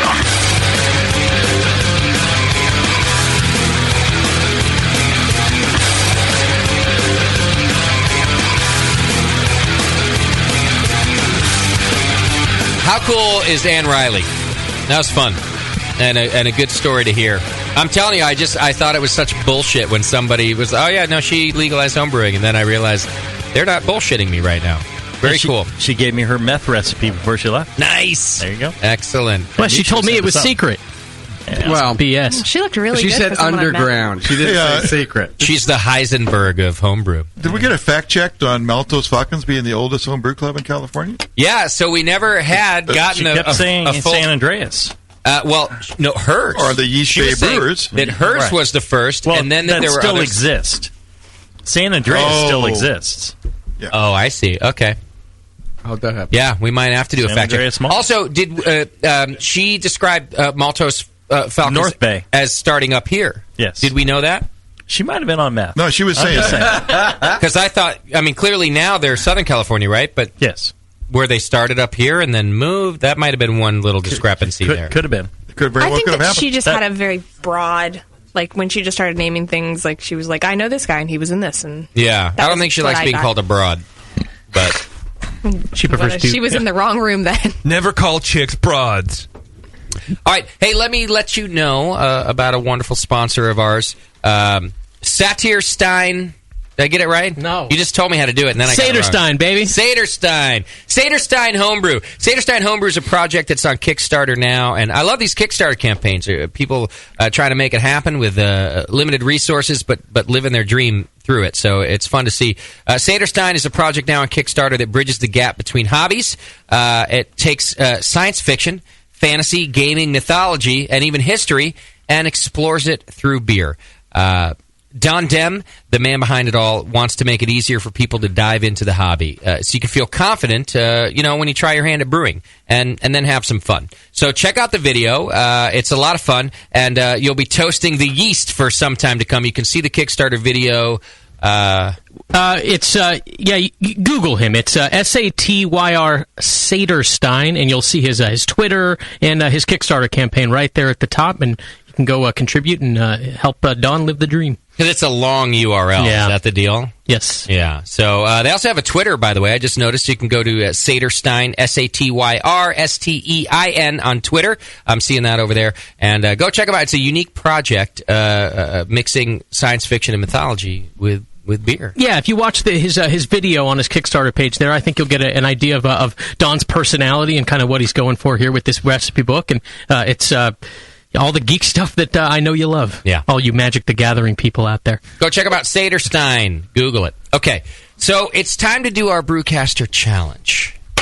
Once again. Yeah, JP loves the Brewcaster Challenges he's not involved in. Right. Don't we have a song for this? And in order to do the Brewcaster Challenge... Thank you, JP. You're welcome. You did wonderful things. No, you really do, because I totally would have blown over that. Nathan, if you don't love this as much as I do... GTFO. I will blow you. Oh, I think I know whose work is coming next. Wait, if you don't like it, you'll blow him. Yeah, because I know he's going to love it. So it's hands down. I will blow you, and It's a safe decision, then. I'll put my pinky in your butthole while I blow you. If you don't love the official Brewcaster Challenge song. Oh, my God.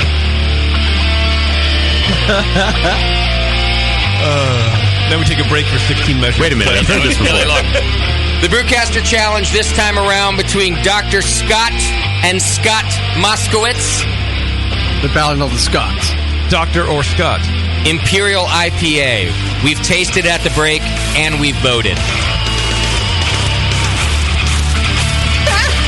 I mean, the battle of the Brewcasters. Yeah. I need This is that. amazing. Be there. This was written for us by a listener. Pretty good production value. Oh, yeah. Pro tip, when you do a cover song, you can shorten the intro. You didn't just steal it from somewhere? Wait till you hear how long the outro is. It's 185 measures. Oh, God. But there are Doc lyrics. running up the steps right now with, He knows we like to talk for a while, so he wanted to give us some time. You know? I think it's coming right here. Oh, no, sorry. No, it is. Oh. The guy can sing, I'll tell you that.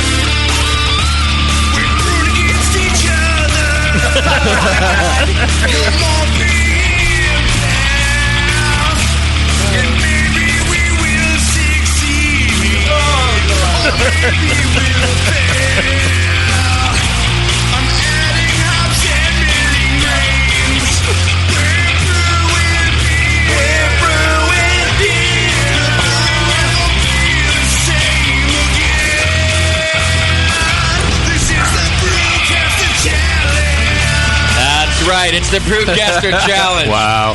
As hardcore as Europe. It was Europe, right? Asia? Was. Europe. Europe. That's Yeah. the original band I think name it was knows. Eurasia. No, No? it's Europe. You sure? They also did Cherokee. Same key and notes. They wrote one song. Yeah. Get a lot of mileage out of that one song. It's publishing rights, you know? Jip, who wrote this? Brandon Zeddies. Brandon Zeddies is a badass. Thank you for sending us our official Brewcaster Challenge song. Can you leave the pot up during the whole thing? I kind of like the bed. I can because it goes on. I wasn't lying about 150 measures, so I'll just leave it right here. We'll see when it stops. All right, so we tasted the two IPAs, double IPAs, Imperial IPAs. We're going to hear from Jamil on that later at the break, and the voting has been done. So we're going to go right to revealing the winner, and then we'll talk about the individual beers. Who's keeping score? We voted in number 1 and number 2. Do we want to know who number 1 and number 2 is first? No. We just want to tally the 1s and 2s, and then we'll say who it is. I just want to say Moscow's beer is pretty good. Yeah? So you know him. Okay. All right, that's enough. That's enough. I got a mistake. I have an I and a Z. I didn't get a 1 and a 2. Yeah, cut to a break and we'll redo Jamil's. All right, JP's keeping score for me. Here we go. Beer number 1, beer number 2. Our first vote, number 2. All right. So far, it's 1-0 for beer number 2. And we're still in the outro. JP's a color guy. You know how you have the announcer and you have the color guy. Yeah. JP, our second vote. Call me Brew Raminda. It's for number 2. Number 2. You know, Justin, that's 2 votes for number 2. Number 1 has to get 2 more votes to be tied. Thank you. Our third vote today is for number 1. Whoa. You know, I would call that a comeback. It's pretty close. Now, number 2 should be shaking in their brewing boots. You know what this reminds me of? Just real quick, we went to Taryn's family's beach house a couple of years ago, and we were playing indoor golf all night. And we'd spent all day on the golf course having Oscar Blues beer. And Justin and JP were doing commentary all night during the indoor golf tournament. And I don't mean like for 20 minutes, and I'm exaggerating. It went on for hours and hours until we passed out. The color commentary and the announcer. That's right, Bob. This is not just... Right you are. Right you are. What do you think this is just for the show? Oh, no. No, this is real life. Any shrooms involved in this? No, but I do feel like it would, had it been on the radio, it was the best radio we ever did. Yeah, which is usually what happens. The best radio we do is off the radio. All right, our fourth vote today, JP, is for number 2. Wow. I don't have anything to say now. After that lead-in, I have nothing to say. That's the color guy's go-to. What's the magic number here? Wow. When's the? Well, I think it's safe to say that number 2 is in the lead right now. Okay, TC. is 4 going to win it? Well, I have 2 votes left in my hand, so it could be tied. Okay, at best, 1 can tie. It could be tied. Then what? All right. This could be the. Then we go to Not that far ahead. We go to a giant makeout session to determine the winner. All right. Oh. Our fifth vote. Yes. Is for number 2, making beer number 2 the winner. And just so you know, our sixth vote is also for number 2. Number 1 garnered 1 vote out of the crew. So almost unanimous. It's time to find out who brewed number 1. Drum roll, please. And who brewed Number 2. More color, man. And the winner of beer number 2, the brewer is Moskowitz.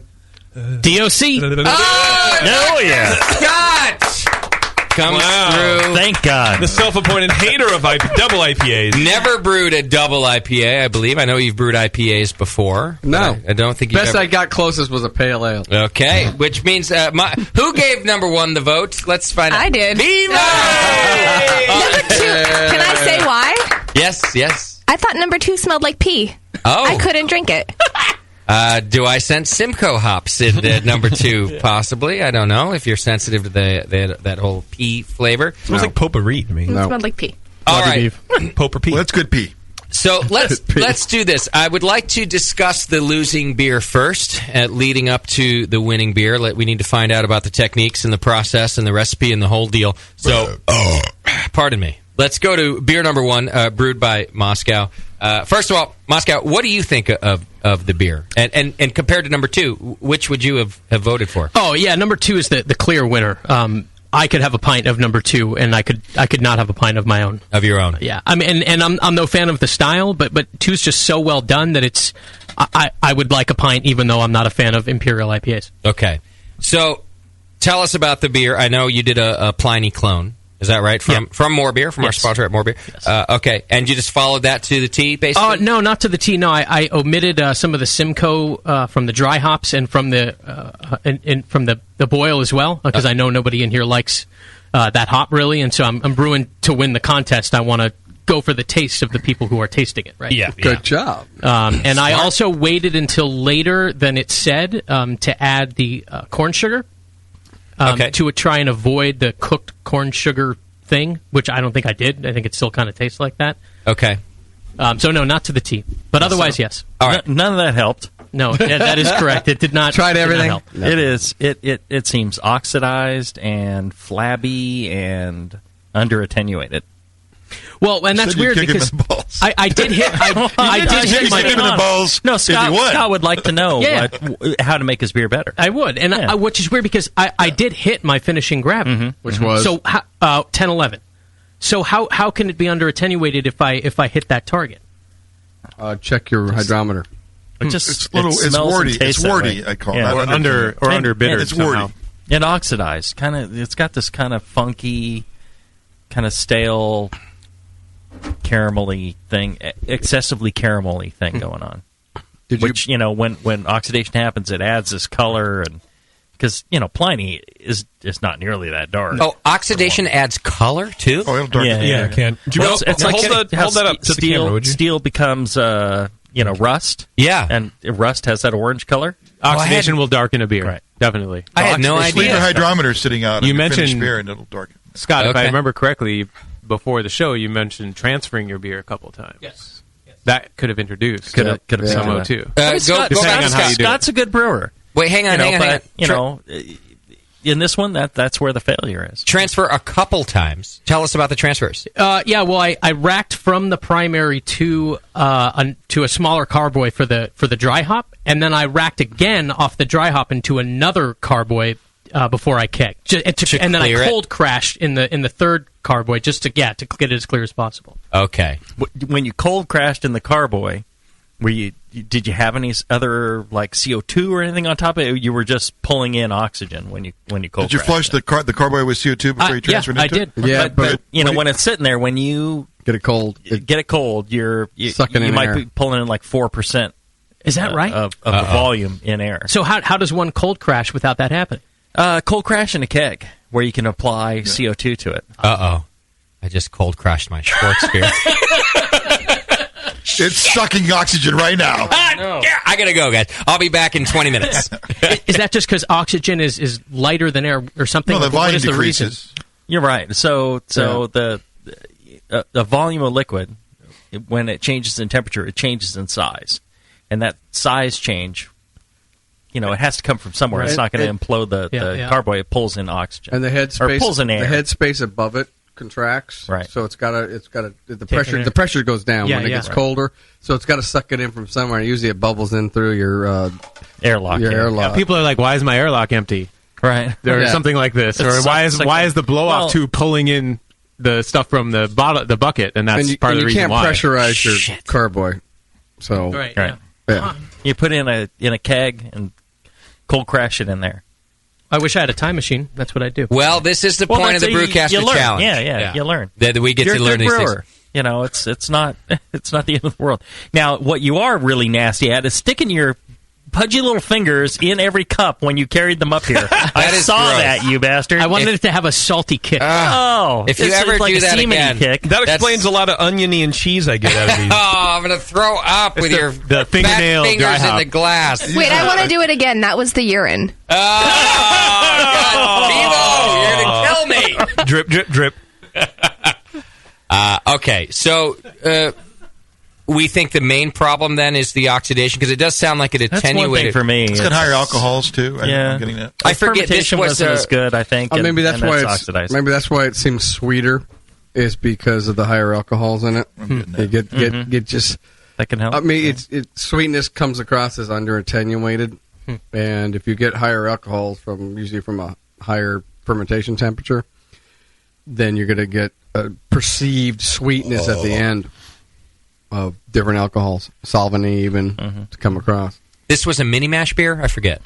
This was extract with steeping grains. Okay. Well, here's one of the things.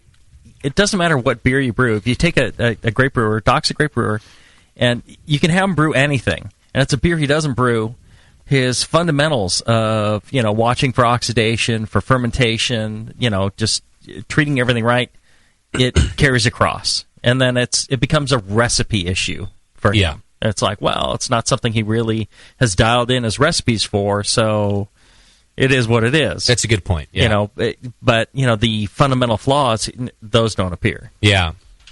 I wonder what Nate's excuse is going to be when I beat his ass, because he has the fundamentals down, and so I don't know what's going to happen. But we'll find out. Drinking throughout the brew day. I had to keep pace with you, and then dropping acid before I started. So there's not too much to talk about in terms of recipe, because it's your standard Pliny clone. You can go to our wonderful sponsor at morebeer.com right now, and you can actually buy the clone kit yourself. And I've had it. It's a wonderful kit.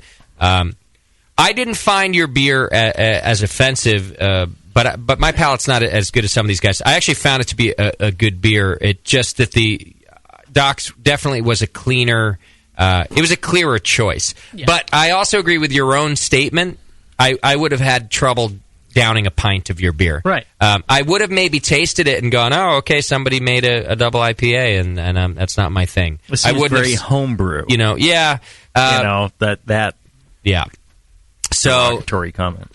Yeah, when I tasted them side by side, Doc's is clearly so much better balanced. Crisper. Yeah, right. Better brighter attenuated, in color, brighter in taste, and more balanced. I think it's hard to brew this style extract. I think you have to do all grain. I think maybe there's a color and a gravity ceiling that you hit. It's really tough to dial in your color when you have no control over the color from the get-go. I mean, extracts are going to be a little darker anyways.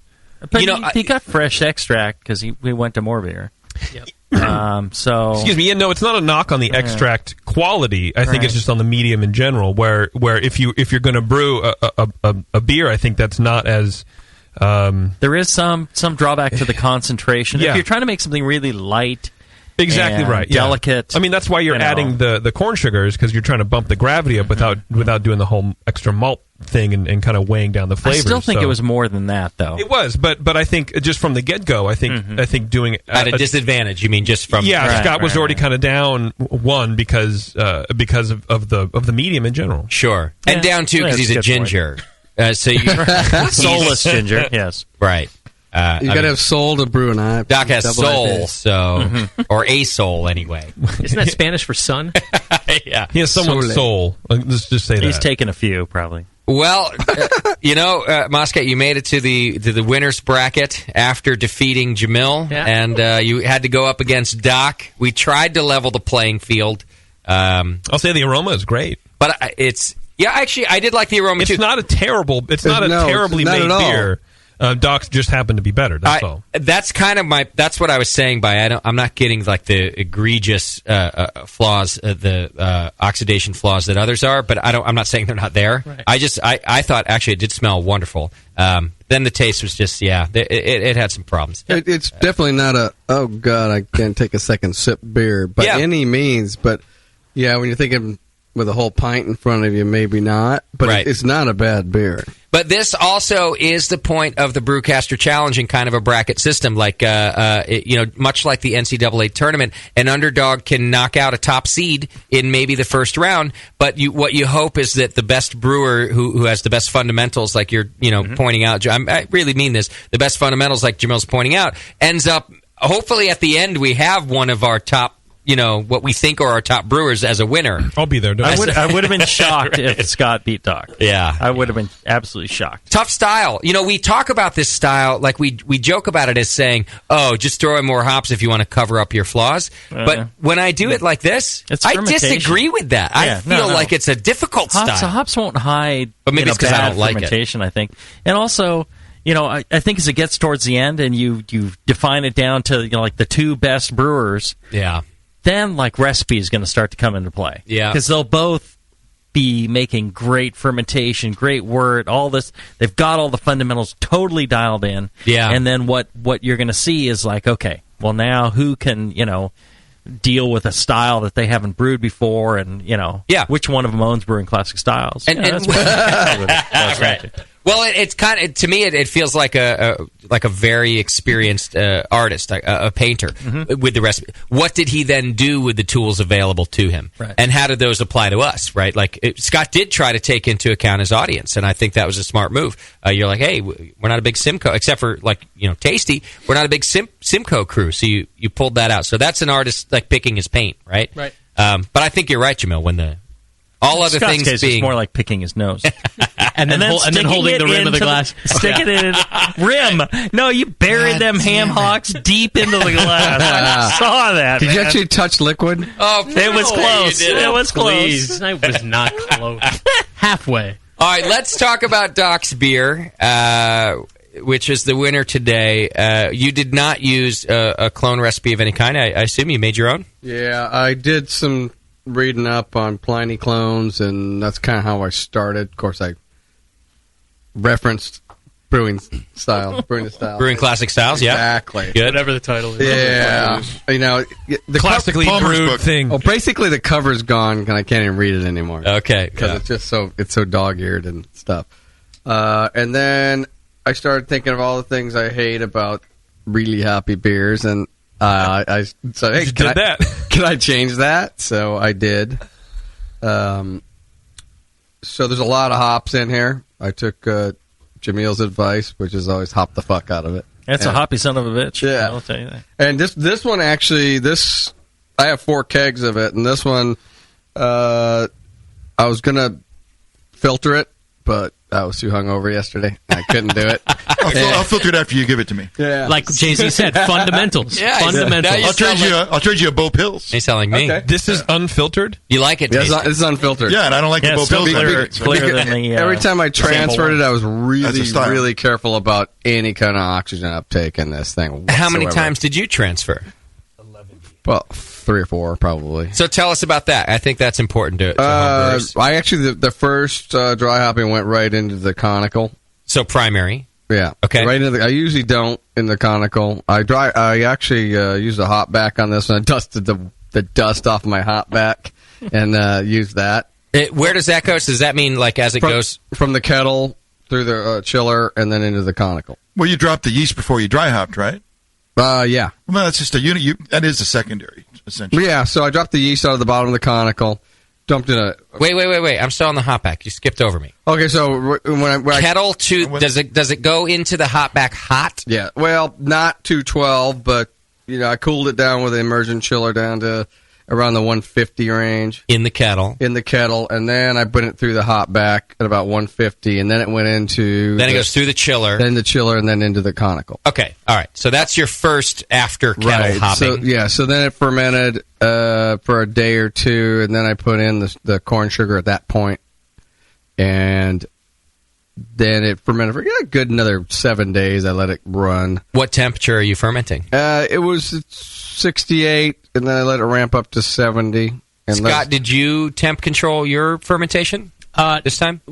Just the wick, the wet T-shirt wick around it. Okay, yeah, so it kind worked. of, and actually, it was. What did you go for? Oh well, I was going for 68. Yeah, and I'm pretty sure it was right there. I mean, the room was about 65. And I know it runs a few degrees warmer than that, right, when it's fermenting. It can a couple, yeah. Right, and I kind of was feeling it, and I had the laser thermometer thing, and it was right around 68. See, the problem... Why go to all that trouble to make a wort if you don't... Well, the problem... Well, if you didn't have it. But the problem with that technique, and I keep railing against this, is your environmental control that you're doing. It's fine to start out, but eventually the yeasts that are generating this heat, they start to taper off. And your environmental control is still providing the same amount of cooling effort. And so it helps crash those yeast out so you don't get good attenuation. You don't get as dry as it should be. So what you need towards the end is something where you can say, hey, back off, let's let it rise.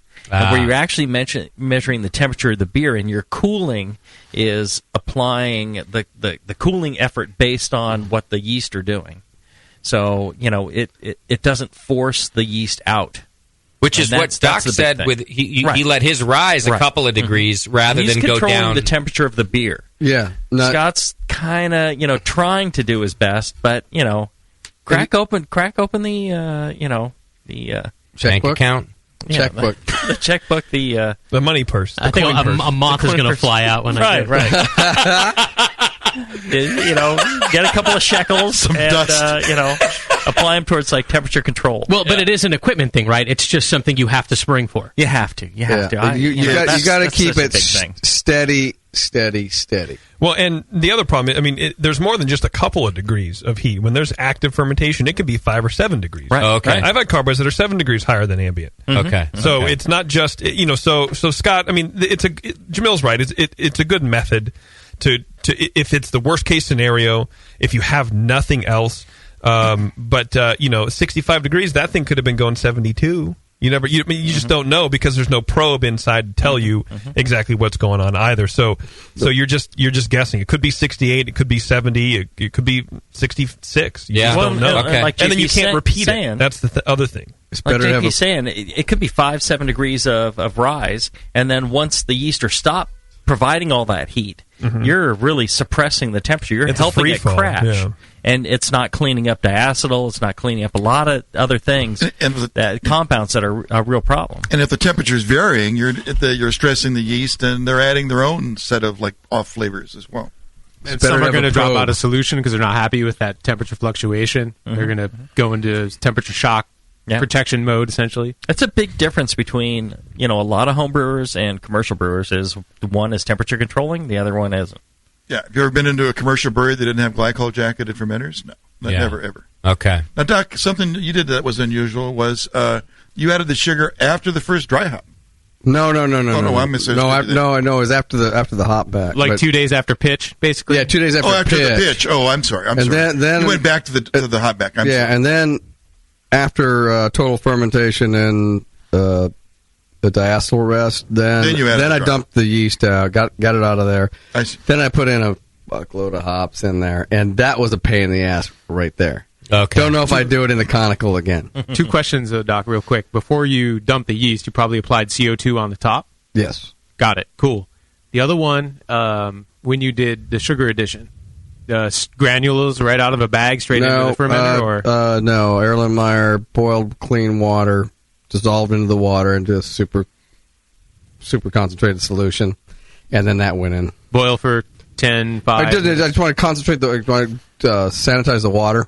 Make a simple syrup, basically. Simple syrup, basically, and then that went in, because I wanted it to dissolve and not just all sink to the bottom. Right. Cool. I'm real anal about that kind of stuff.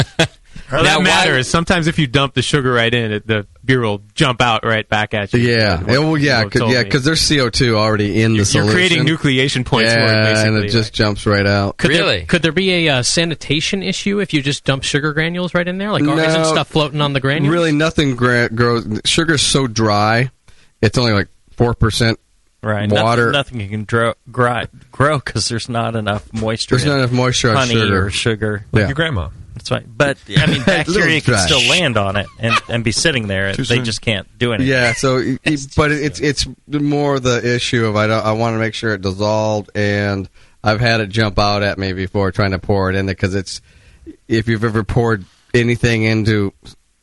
You pour salt in a beer, you watch it just fizz. Or the hops in a dry hop. Now, I'll tell you this, and I probably shouldn't mention this, but at Heretic, Chris was dry hopping a 120-barrel fermenter, 140 barrels of beer. And it was carbonated, to some extent. A little too early. Mm-hmm. Captain, and I'll tell you. A 6-inch fire hydrant of fountain. beer. Really? Yeah, fountain of beer. Yeah, I've seen the video. It's really good. There's a video. That could be a dangerous thing if it knocks somebody off a ladder or something. Yeah, Well, You're we not have, careful, we have right? a scissor lift. Of course, we don't yeah. use a ladder. Is this video public? No. Can I make a social media request? And by the way, and advice, this stuff it won't hurt you. It will help you. This is the shit we want to see from our favorite breweries. Well, we gold. Generally would post stuff, but he has that would not be posted. Oh, he's like, that was my fuck up. Let's go ahead and not put that up there. Well, I'll tell you, we just got a new forklift, and I was asking him, like, so Chris, which person is going to fuck up and drive this thing through a wall first? Or a fermenter. Right. No, it's the roll-up doors are the worst ones. Is it going to be you, or is it going to be me? Yeah. I tell you, it's going to be one of the two of us. Oh, and there he's should like, be yeah, it's absolutely one of the two of us. There should be a company bet. And it's probably going to be me. Either way, Warren wins. That's right. Beardy comes out on top. Chris is far more cautious and careful than I am. Should we get a Yukon update, I'm by a the way? freaking slob. All right, we'll take Chris. Do I as being want one? You should. Hang on, pause in the Brewcaster Challenge for a Yukon update, please, JP. Do you have it? We're at 56-52 Yukon with 3:47 to go. Oh, fuck. I know. Down to the wire. Oh, so the show's over. No. I just wanted to watch you squirm for 3 minutes and 47 Justin's seconds. sphincter just tightened. I'm super nervous Again. now. A lot of things happening tonight. All right.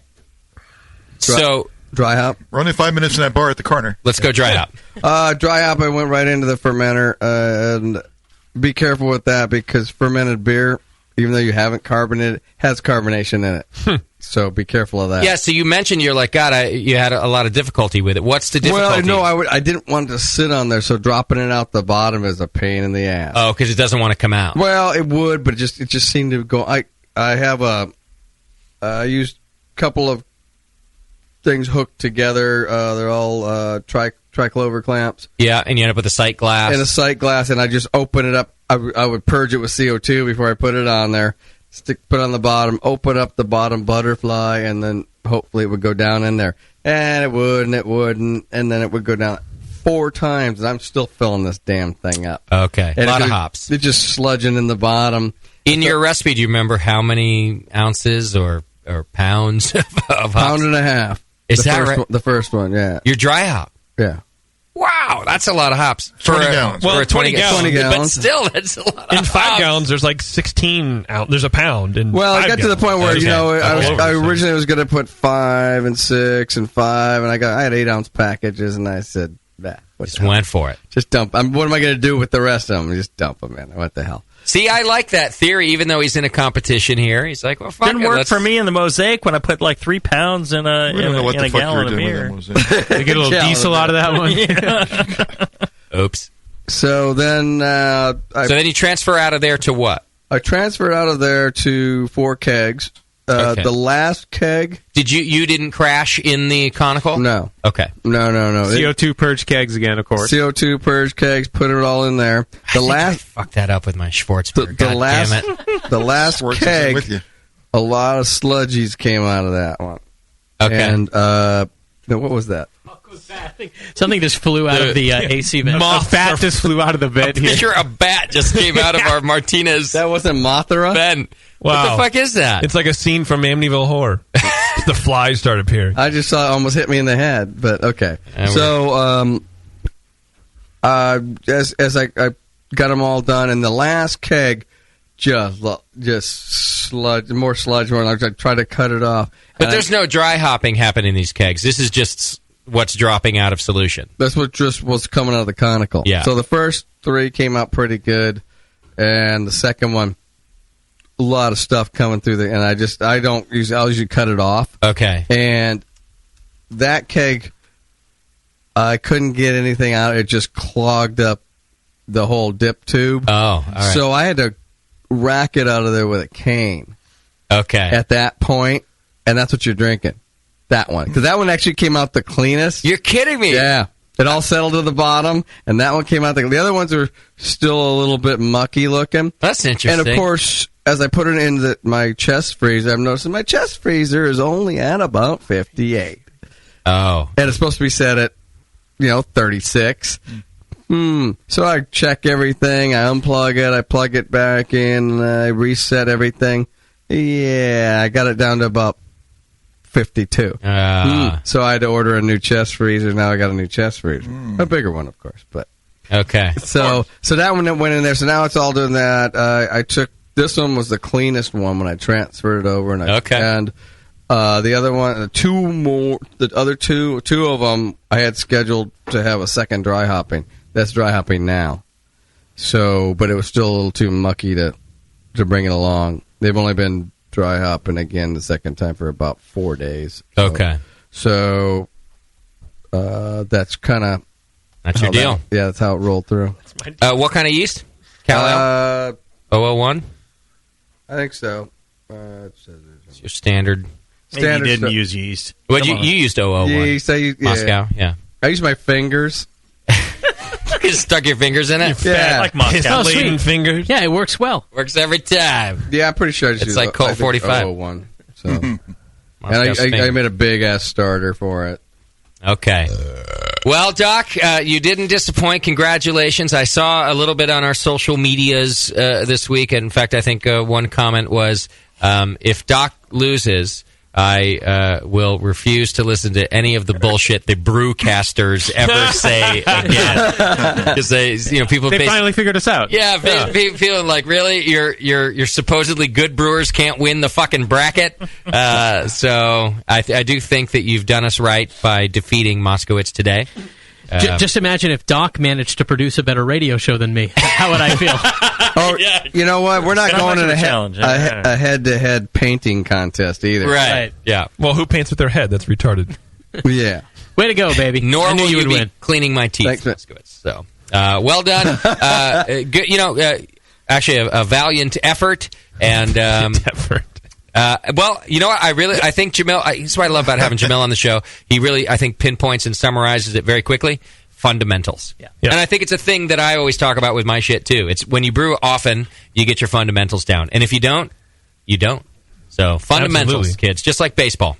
Yeah. Or which is the reason why UConn's going to lose this game. Fuck that! What's the score now? 58-54 with less than a minute to play. UConn, though, right? 56 seconds. Should we just stay on air and watch me freak the fuck out while it's what's going on? Although less than a minute can go for a long time in basketball. Well, I will say, though, that my first...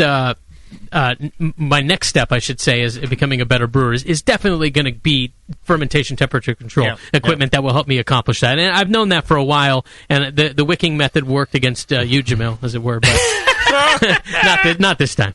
Right. Doc's got a freezer to do 53. Oh, yeah. What'd you do with your old Sitting chest up behind freezer? his garage. Apparently, Doc's got an ale freezer. Yeah. Get it for a couple of shekels. No, actually, I had him haul that thing away. See? I'm really bummed that I didn't think to transfer my Schwarzbier to kegs. I did think about the oxygen sucking when I was going to crash it. I was like, oh, I got the dip tube. Because I've done that, where it sucks the sand. I can think about your beer sucking. Yeah. So I thought, I was like, well, how do I do this? And I literally just didn't think about... Once you fuck up a beer that way, like I did a Doppelbock that I spent 2 months on, it sucked in a whole bunch of star sand. I was like, fuck. There goes 2 months worth of work. I watched that. It didn't suck in any star sand, but the reason it didn't suck in any star sand is because I went out there a few hours later and I released the pressure by lifting the dip tube out, right? Right. Meaning it sucked in oxygen. So now I'm thinking, I only did it a few days ago. Maybe I should go home and purge. Is it too late? Does it fucking matter? Well, it's too late, right? Too late. What you can do Should I do it anyway, or Put CO2 really on, doesn't it'll make even matter? it'll make you feel better. Right. What you can do is get a cask breather. I have a cask breather on my thing, so whenever I'm cold crashing, it's cask breather is hooked up to my CO2 tank. So it's only when it pulls in, when that negative whatever pressure happens, it pulls in from the CO2 tank. So there's always a blanket. One thing is you're going to have a blanket of CO2, so even if it pulls in some oxygen, it's going to float on the top. Oh, see, so I can still go purge it. It's mixing in there. No, You're screwed. It'll mix to a point, but It's only mixing at the top. I'll tell you what might save you is the roasted grains that are in there. Yeah, there's they a lot. act as a bit of a antioxidant. Yep. It's pretty roasty, and it can actually prevent that from. That's the other problem. They can keep the oxidation from creeping up. Okay, and if you have some yeast activity, it'll eat the oxygen as well. Well, great. Or you can put some bread in there; it'll take care of everything. I like how I've altered. Or you could learn how to brew, and that go back and listen to these shows on the Brewing Network. Jamil, let's not get too advanced. Learning how to brew is. How about just caring about how you brew? I love that I've now altered the comments I can view to oxidize to now too roasty. So that's cool. Because that's definitely another component. It'll be in your favor. It'll help. Uh-oh, here we go. It'll counterbalance each other. You're fine. Yeah. 10 seconds left. 10 seconds? Yeah. Score? What's the score? 60-50. Oh, it's in the back. UConn's about to win? 3. Game? Game over. UConn basketball! Oh my God, we were such an underdog too. Holy I shit! asked you about this in Vegas, and you were like, "Oh no, they won't get past the Sweet 16." I thought for sure we were going to get destroyed. Holy shit! We didn't even need Jim Calhoun to win this time. UConn, my Connecticut listeners, congratulations! And you're such a winner for having been born in Connecticut. That's right. Your Kentucky listeners, I love those boys. They're the Wildcats, right? The Wildcats. The Connecticut Wildcats, yeah. The Huskies. The Huskies, my friend. The Huskies. You talking any more of that beer? We got some bad news for you. Shit! Yeah, you're like, April 7th. Cool. All right, let's take a quick break. Congratulations to Doc. Good sport, Moscow. Thanks for another educational Brewcaster challenge. When we come back, we're going to do a happy hour segment that you're really going to enjoy. Oh, yeah. Remember exploding kegs? Yep. Hang in there. It's the session. You're listening to the Brewcasters on the Brewing Network.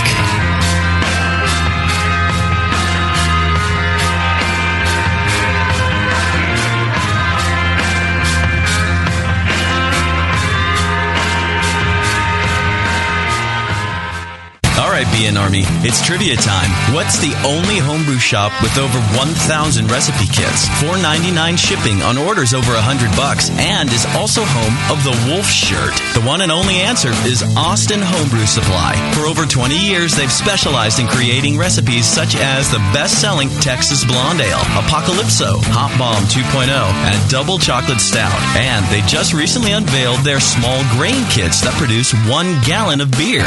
Visit AustinHomebrew.com to browse their extensive catalog of equipment and ingredients. They also have mini clone recipes of your favorite commercial beers. They're the exclusive retailer of BrewVent yeast fuel as well, Yeast Nutrient, and the all-new Bodybuilder. Follow Austin Homebrew Supply on Google Plus to participate in video hangouts on popular brewing topics. So visit AustinHomebrew.com today and make sure you sign up for their weekly email with news and specials. Austin Homebrew Supply, AustinHomebrew.com.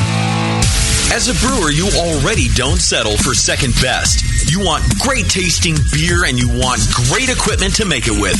So don't settle for the second best grain mill. You want a Monster Mill from Monster Brewing Hardware. Monster Mills are tough, come in 2 and 3 roller designs, and are made right here in the USA from superior materials for longer lasting performance. Pick the mill that's right for you at monsterbrewinghardware.com and take Bevo's advice. Trust me, it's always better to have a bigger tool than you think you need. Monster Mills have the best warranty in the business.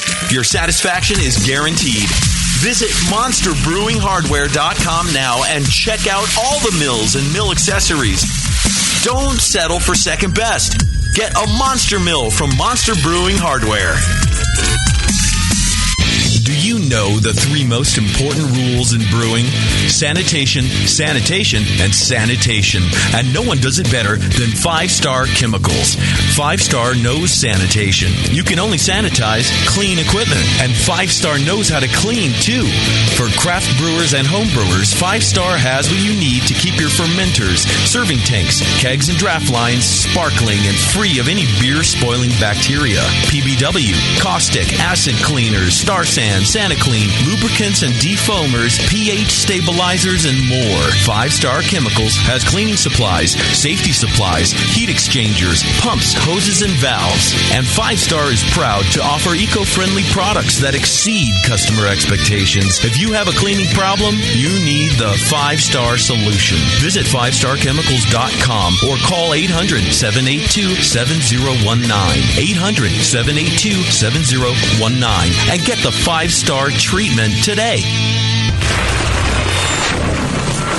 Tonight is the night. We bring the creature to life, Dr. Blickmanstein? Yes, J.P. Gore. Everything is perfect for my next fermented creation. My daughter, the storm is too far away. We'll never have enough power to isomerize the creature's alpha acid. Yes, J.P. Gore, we will. For I have in my possession the Tower of Power. Blickman's new Tower of Power is the evolution of automation. Control hot liquor, sparge, and mash temps like a pro. The Tower of Power is a high-quality gas-fired rim system that works with your current brewing setup. With ultra-precision, the tower can hold your mash to 1/2 of a degree Fahrenheit. Precision and repeatability. The Tower of Power is the answer to automatic, fast ramp times. See more at BlickmanEngineering.com. Bring your next creation to life with the Tower of Power. Dr. Blickmanstein, with the Tower of Power, you can probably give me an afternoon at the pub to enjoy a pint. Don't be silly, J.P. Gore. We have beer to brew.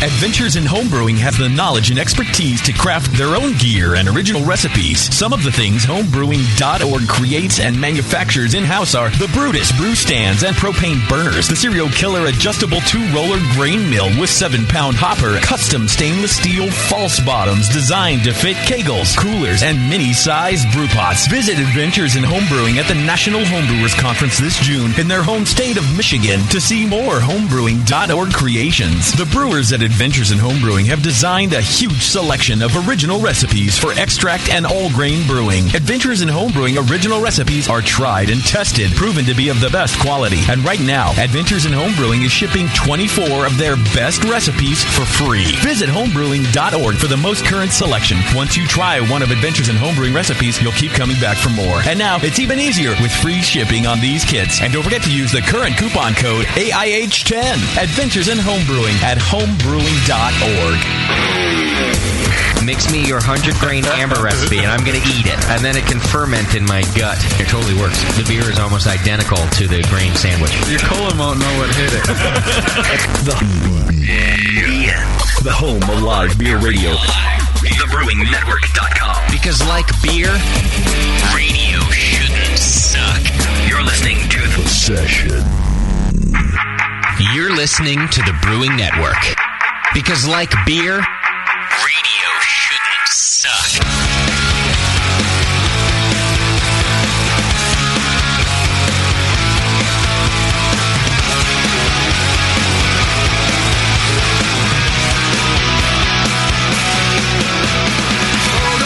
All right, welcome back to the program, folks, and thanks for hanging out with us. Thanks to Ann Riley for being on the show today, too. Congratulations to Doc, the winner of Brewcaster Challenge Round 5. Is there going to be Round 6? So that's fun. Yeah, well, we got the losers bracket coming up here in a couple weeks between Nate and I, which, clearly I'm... You can be the best loser? Losers! Yeah. It'll be the least oxidized beer. Let's see if I can fuck it up somehow. Let's see. I'm going to have to send somebody to your house to poke a hole in whatever you've got. It's happening right now. That's why I'm here. That's why I asked if I was going to be here I'm like, today. Nate, please come tonight. Right. And then I gave Nicole a hundo to go in and, put a little oxygen. She'd probably do it, too. She's super cheap, dude. Dump a little Brett in that car, boy. I was like, $100. She said, done. You had me at, Man, yeah, done. she should take him down a notch. All right. Hey, real quick, we just talked about the Brewcaster Challenge, and I know the Brewcasters use the Beersmith brewing software when we're brewing. I know I did. I got to have Doc come over and dial mine in, not because Beersmith isn't intuitive, because I'm simply not into it. I'm retarded. But Beersmith brewing software, you can go to beersmith.com right now and get your free 21-day trial. It's a lot of fun to use. Actually, I did. You know what I did use on my brew day was all of the different conversion and measurement tools. You can convert your refractometer to a hydrometer reading, which is very accurate. Of course, how much water to add. I mean, you name it, there's a conversion tool on beersmith.com, and that's what I use throughout my brew day. But you get a free trial. You can check it all out. It works on PC and Mac. It also works on your iPad. There's mobile versions for Android. You name it. So go to beersmith.com right now and get your free 21-day trial and check it out. I know we're all using it, and it's a heck of a lot of fun. All right. I think we have what might be the best brewing disaster ever for our happy hour segment today, which is a lot of fun for me because, as you know, I like it when other people screw things up. Makes me feel, not so alone. So let's get right to it. It's time for the Brewing Network's Happy Hour.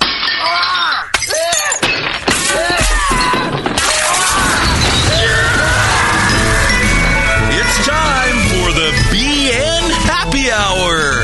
That's right, brought to you by homebrewstuff.com. It's spring cleaning time over at Homebrew Stuff, and you can enter to win a Carboy cleaner by commenting on images on their Facebook page. Up this week. Welcome Cam Horn. He's from Franconia Brewing Company, and you might remember that we talked about Franconia Brewing Company. Gosh, it was about a month ago now, Moscow. Yeah.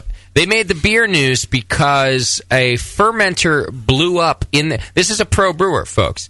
A pro brewer with balls who doesn't mind coming on the program and talking about some brewing mistakes. You might remember in the news that we reported a fermenter blew up during a brewery tour, and they ended up getting subsequently sued by a couple of guys on the tour. So let's talk to Cam, who apparently is a long-time listener, too. Cam, welcome to the program. Hey, thanks for having me, guys. Yeah, I've been listening since about Bevo's been there, so I came on after Danielle left. Excellent. You've been around for a long time. That's fun to see.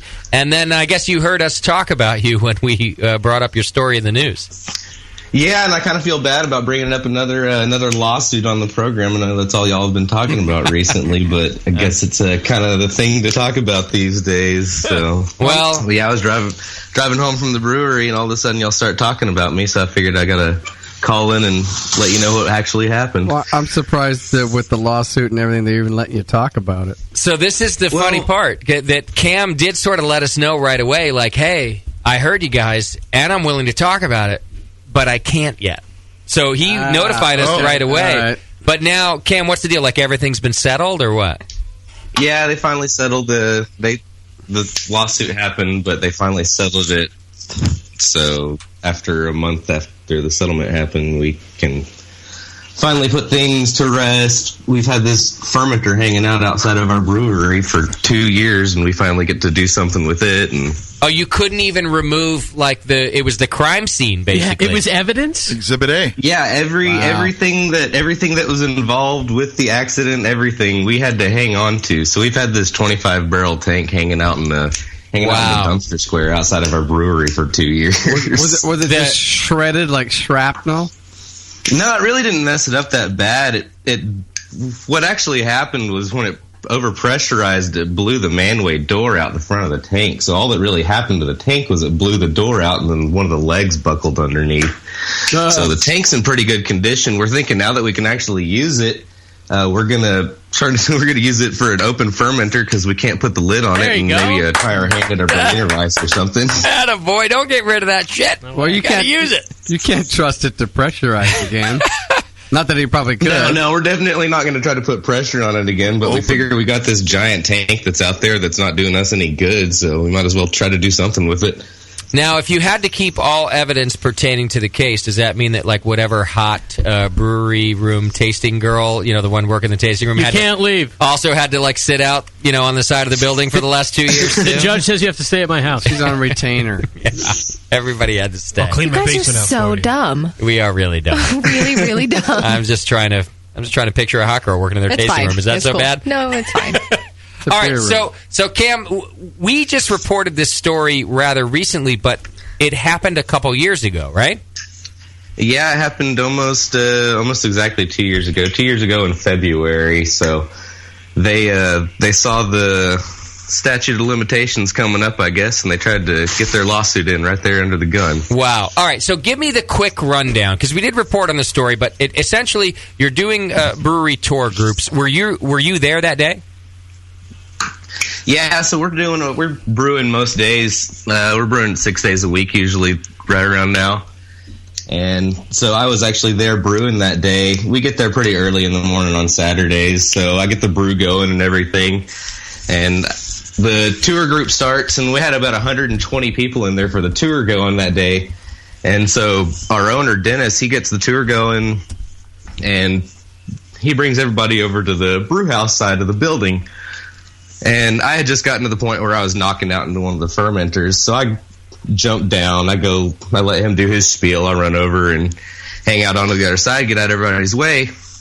So as soon as he gets done talking to everybody, I run back over there and check to make sure everything's still going smooth, make sure nobody on the tour group messed with anything that was going on. Jump up on the brew stand, check the tanks and everything. As I'm coming back down the ladder, I look over and I see a little bit of foam coming out from the manway door on tank number 3. So it's right in front of me. I run up to the tank and grab it. I'm like, I must not have tightened the door down tight enough or something. Right as I do that, I'm like, oh shit, I'm not using this tank right now. What's going on? I'm using tank number 2.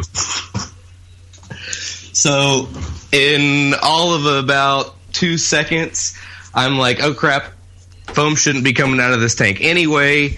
I reach over to look at tank number 2, and I think luckily because I still had my hand on the tank, I don't know, maybe me giving it just a little bit, trying to tighten down the door or something was what it finally needed to let the lid go. And so luckily me holding my hand still on the tank, I think that's kind of saved me, because the lid came out and the force of 750 some odd gallons of beer plus whatever pressure it was under in that tank came out the tiny little manway door on the front of the fermenter. It threw me backwards. I hit the brew system, and I actually moved the entire brew system back a couple inches. Wow.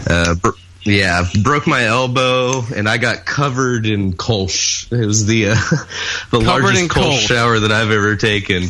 Oh, man. So you got golden showers. Yeah. Well, it's a good name for that beer, too, in the future. Covered in Kolsch, not bad. Funny enough, one of our friends down the street from us, one of the local other breweries, Pedicolis Brewing, he's got a beer called Golden Shower. No, it's called Golden Opportunity, but Golden Shower would be a little too close to his. But yeah, that's what we all joked about afterwards. We all got a nice golden shower of Kolsch. Wow. Oof. Now, so I'm confused about one thing. You weren't using that fermenter.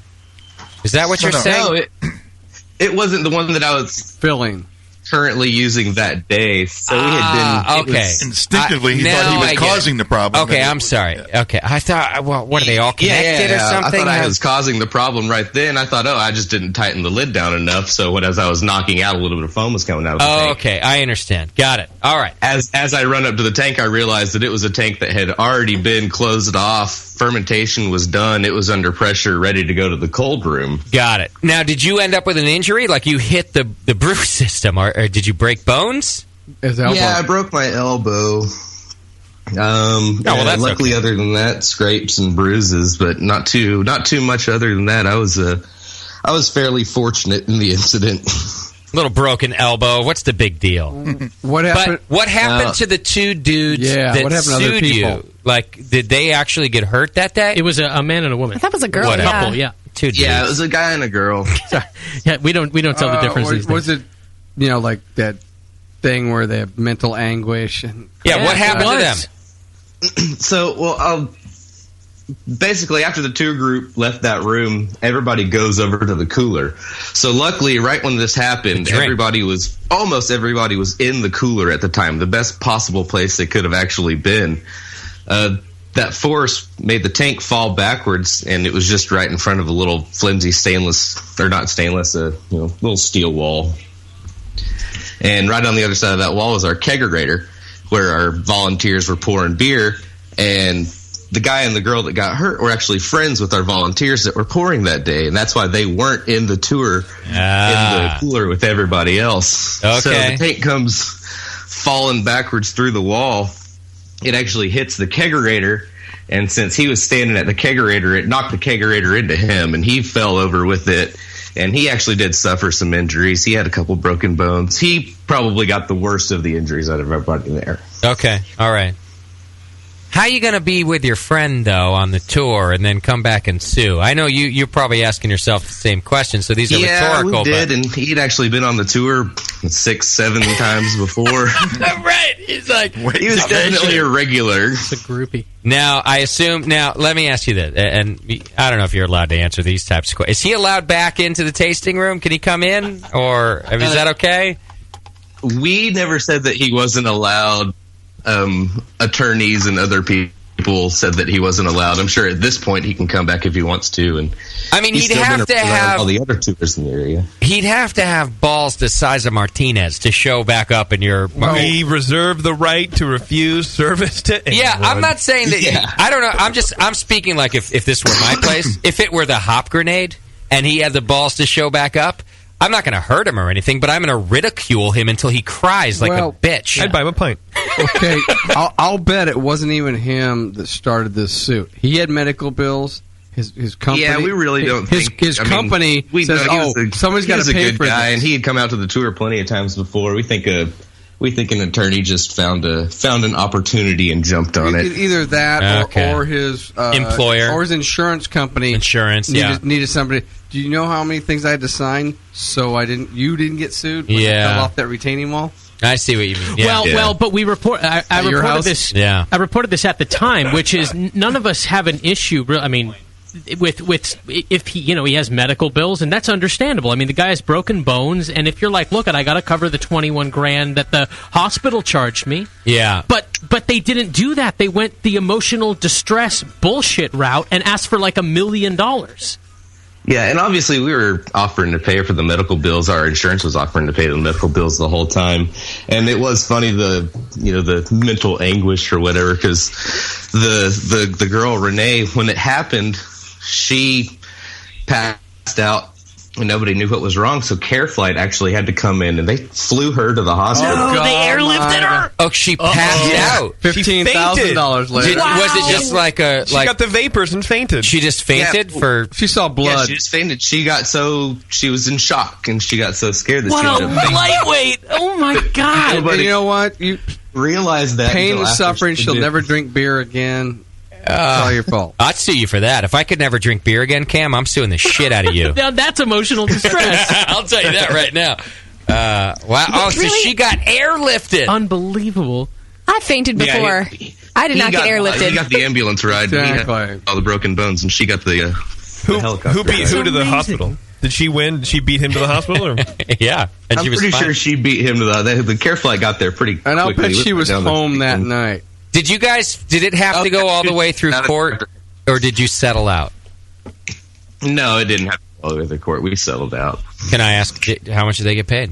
Am I allowed to tell me that? Well, it was not $1 million. I can say that. Is that what they were asking in the suit? $1 million? Okay. The original suit was for $1 million. And I mean, once we talked to them, they were like, we don't want to, blah, blah, blah, all this crap happened. And yeah.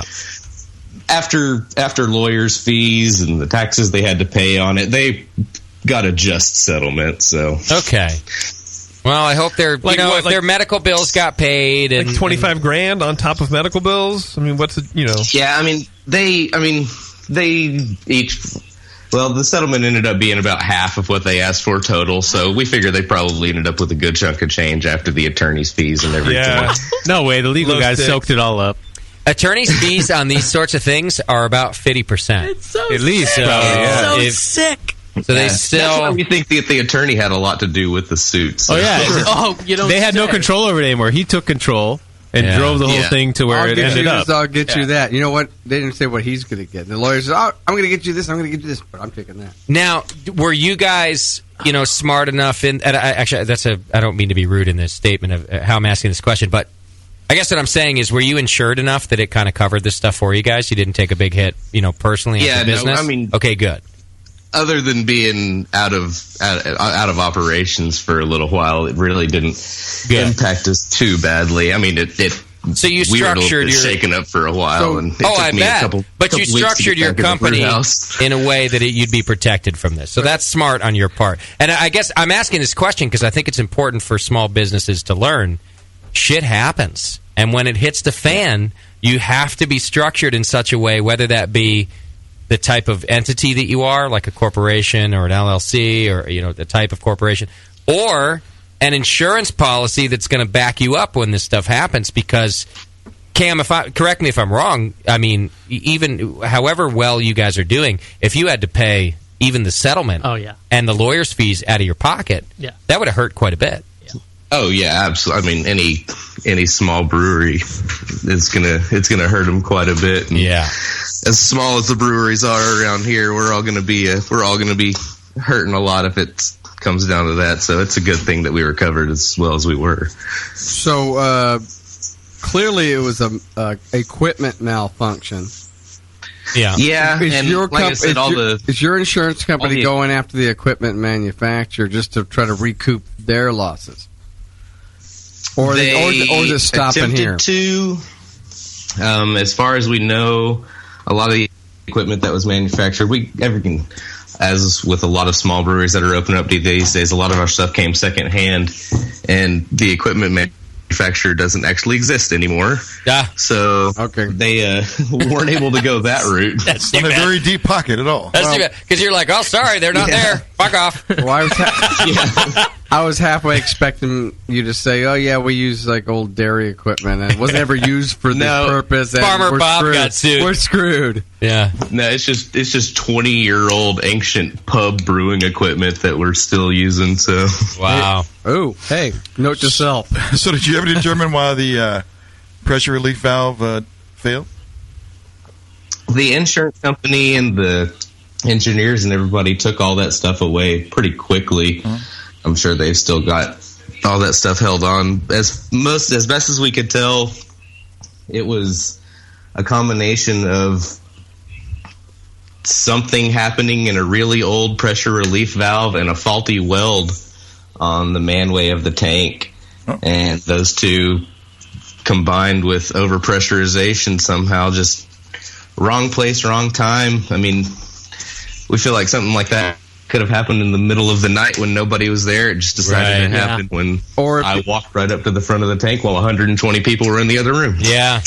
Or if the other leg broke and it went the other way. Right. And not into the kegerator. Always could be worse. Well, Cam, I do think you now hold the record of the best happy hour segment ever, the worst brewing disaster in the history of the Brewing Network. So, congratulations! Yeah, way to go! So, yay! Yeah, seriously, he's real happy about that. Something I should be super proud of, I guess. I am. Well, we're proud of you. On a lighter note, I do want to let you guys know you can go to franconiabrewing.com right now and check it out. I do find it, I don't know if you've done this yet, Cam, but if you just go to Google and you start entering Franconia Brewing, and it starts to make suggestions, right? Google does. Where are you done typing? Before the suggestion for Franconia Brewing Company comes up, it says Franconia Explosion. Oh, no. It says Franconia Brewing Explosion first, and then second is Franconia 2 years Brewing. later, we couldn't believe that this was coming back up into the news. We were like, oh no, we were almost done with it. So Yeah. it's kind of now we're glad it's finally over with, and we can we can do something cool with that tank and make a Berliner Weiss out of it. And well, I love that idea, and we don't mean to put it back in the news in the sense that it was a problem. We actually, I love that you're here sort of dispelling it and just talking about the whole thing. By the way, most companies, if we were reporting on this and we said, hey, can we talk about this? They would say, hell no. Absolutely. I was so surprised. I think you guys are awesome. Like I told Moscow on the emails and everything, if it wasn't for you guys, I wouldn't be making beer right now anyway. So as soon as I heard y'all talking about me, I knew I had to call in and so you're saying at least let you know what happened. You're saying it's our fault that these people are rich now. Yep. 100% BN Network's fault. Nice. Well, I want to try the beer, and I'll tell you what, I'm not afraid to go on that damn tour either. I'd love to come see Franconia Brewing Company. And thank you. Well, no, I know you were just in Texas recently, so if you find your way out here anytime again, head up to Dallas, and I'll show you a good time. But I'm going to be in Houston later this year. I don't know if I can make it to Dallas. I'll try. But I'd love to come check it out. Well, maybe we'll be down there at the same time. So, is your brewery available only? Or sorry, is your beer only available at the brewery or around the state too? No, we just recently got statewide, and we're starting to get a little bit more of a presence down in Houston now. So excellent.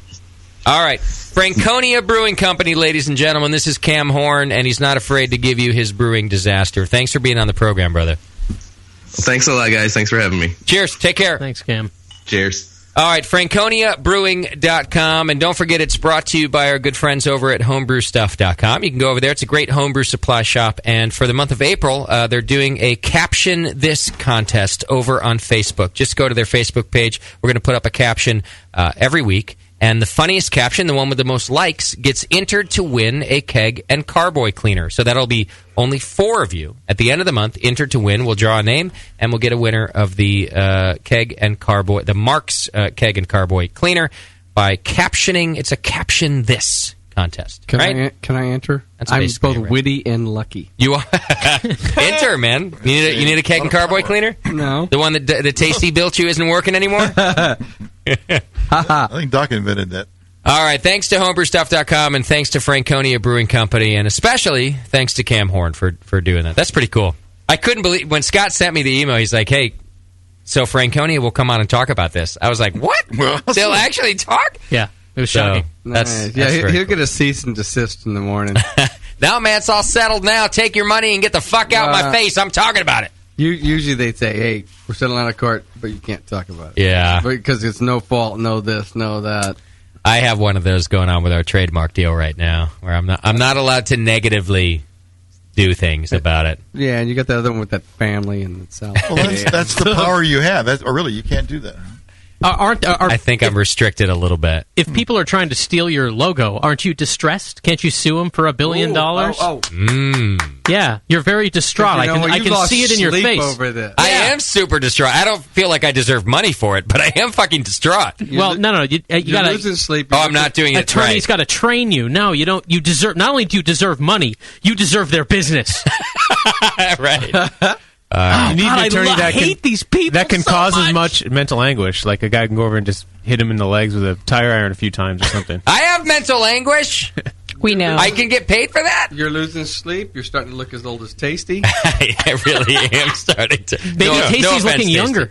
Yeah, Tasty's starting to look. That's what's going on. No, he's supposed to look that old. You're not. That's right. People shaking her head. Shit. All right. I am so out of time yet. I have to take this call, and I got to take a break and come back and do feedback. Oh, okay. All right, let's go talk to, unless he's not there anymore, let's talk to Kenny from Oregon. It looks like Kenny's about to brew a wheat beer with lavender and has some questions. Kenny's dead. Kenny, go ahead, shoot. Hey. I'm running out of time, so I'm sorry for keeping you waiting, too, but what's your question?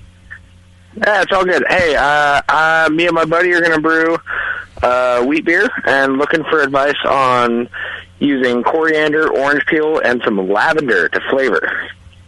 Okay. Okay. Don't. No, I was waiting for that. That's my advice. Don't use lavender? No. Don't brew a wheat beer. Sorry, I was... Yeah, all four facets. I think it sounds delightful. Actually, well, you're making a Hefeweizen, right? Yeah, well, don't do a German. Yeah. Or it'll be bad. You'd be better off with a wit. And if you're doing that, use a wit beer yeast. If you want to do an American wheat beer, that'll be fine, too. Good. Great advice. Don't use German yeast. Yeah, don't. And if you're going to do a wit, don't use American yeast. Trust me on that one. Okay. Use the Belgian wheat. Use the Belgian wheat. You don't use Cal 1. No. And use all herb and spice ingredients very, very, very So better sparingly. to do a tincture, mash, boil, or dry hop. Especially the lavender, just kind of wave it near the kettle and then and then put it on the label. You're done. You know, if you could just put the lavender next to your brain, think lavender as you're close to the keg, it's probably good too. Take a bath of lavender soap like the day before you drink the beer, and then you kind of remember the two. Yeah. And if the label says lavender, all the people drinking it will be like, "Oh yeah, it's lavender." You might be better off. So I take it you guys don't like the lavender. No. In other words, it's like it's really. IPA. I'm just joking because it's easy to really overdo it with that one. So be careful. I mean, you could probably put it for like 5 minutes left in the boil, and if it's or steep it when you're cooling, and then if for 15, maybe 10 minutes. And then if it's not enough, then you can dry it hop. in. Well, then you can dry hop with it. Tincture it in slowly. Or tincture it at that point. The other ones you don't have to worry so much about.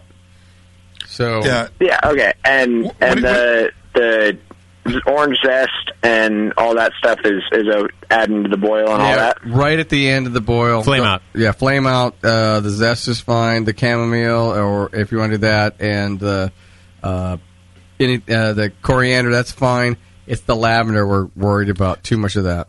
And you might want to consider using a floral hop instead of lavender. I don't know why you're using lavender. I assume for its aromatic qualities, right? It doesn't taste good. His girlfriend likes lavender. Yeah. Kind of a smell more than a taste. Yeah, so use the floral hop. If it overpowers the taste, it's just doesn't taste like a beer. It tastes like lavender mead or something like that. So yeah, use one of the floral, one of those noble hops. Your I wanted to also thank you guys. I wanted to also thank you guys on the Brew Strong show. The last two shows on getting a job in a brewery, good shows. Oh, excellent. Appreciate you guys for that. First live show I've actually listened to and plugged in with my girlfriend watching Game of Thrones and finally got on the line. So appreciate all the work you guys do and keep up everything. I'm trying to get down to the tap room down in California. I'm up in Oregon, so a little bit of a distance, but we'll be open, guys, when you guys open that up. We'll be open in May. Thank you so much for listening, and thanks for the call, brother. I appreciate it. What about St. John's Wort? Should we? No. I know Justin wants to throw it to Brett. I have Nope. I got to take a break. I'll explain why when I come back. You guys are going to be. You're not going to. I gotta get us out of here quick. It's the session. We'll be right back, and then it'll be short.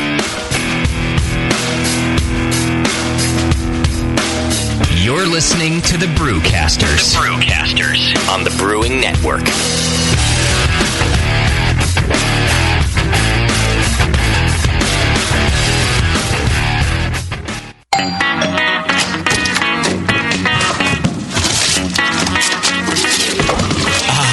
What'd you get?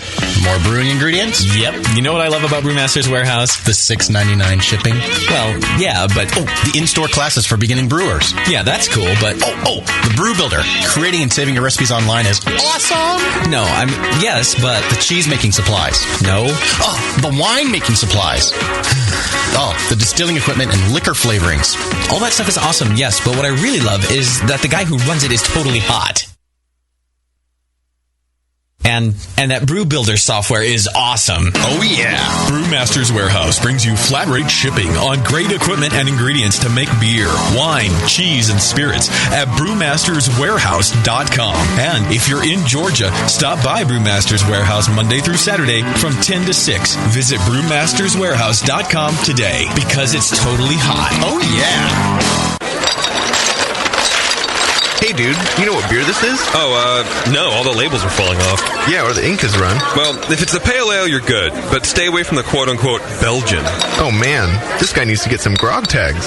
Grog tags are reusable, write-on, wipe-off, commercial-grade bottle labels for your brew. The guys at Grog Tag are homebrewers. They wanted great-looking, sturdy labels for your bottles, buckets, carboys, kegs, and growlers. They also wanted a label that not only looks good, but can be easily removed and reapplied during bottling with without that nasty glue residue being left behind. No residue, water resistant, and ice chest approved. Grog tags stay on in water or in ice chest, and they stay legible. Visit grogtag.com to customize your label or coaster from dozens of different templates for free and see how awesome your bottles can look.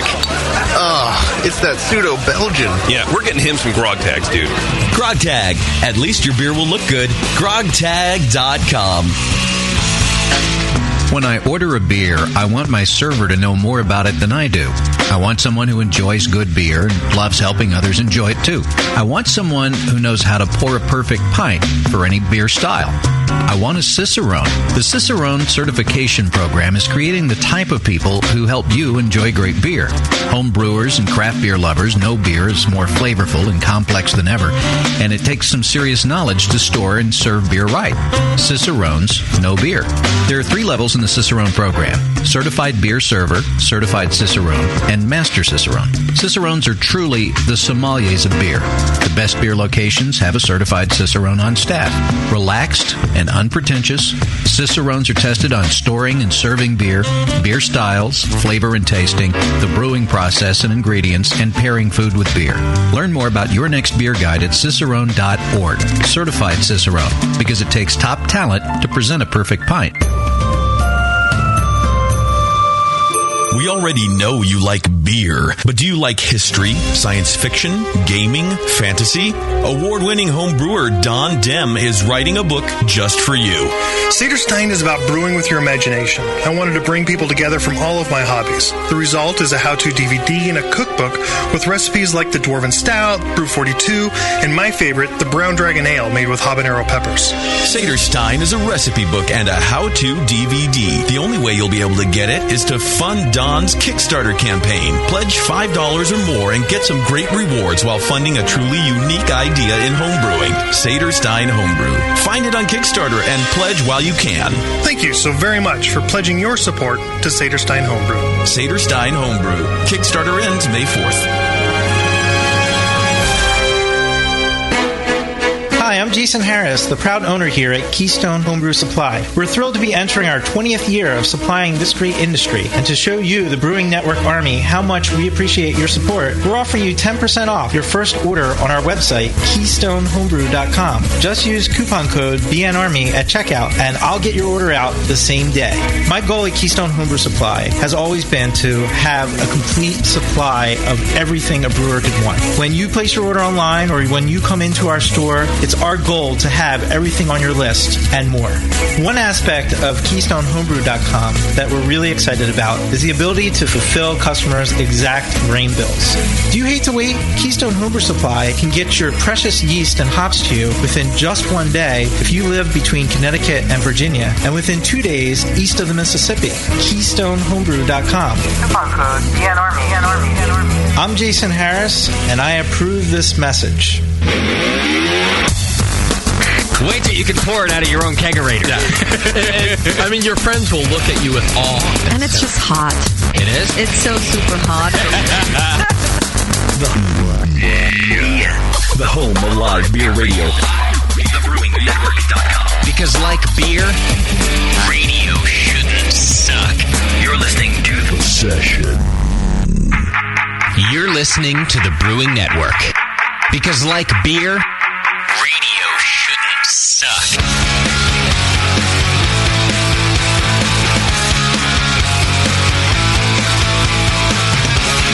All right, I got to get us out of here pretty quick. So a couple of things left to do. Don't forget about our good friends over at Adam and Eve. Go to adamandeve.com right now, and for a limited time, you get a free gift and free shipping and 3 free adult DVDs. If you use coupon code BNARMY, that's BNARMY, get all your adult products. I don't have to have fun doing this live read every time. The fun happens on the website. You go to adamandeve.com, you have yourself some fun, get yourself some adult toys, and have some fun with your wife that you haven't done it in a long time with, or yourself. I don't care.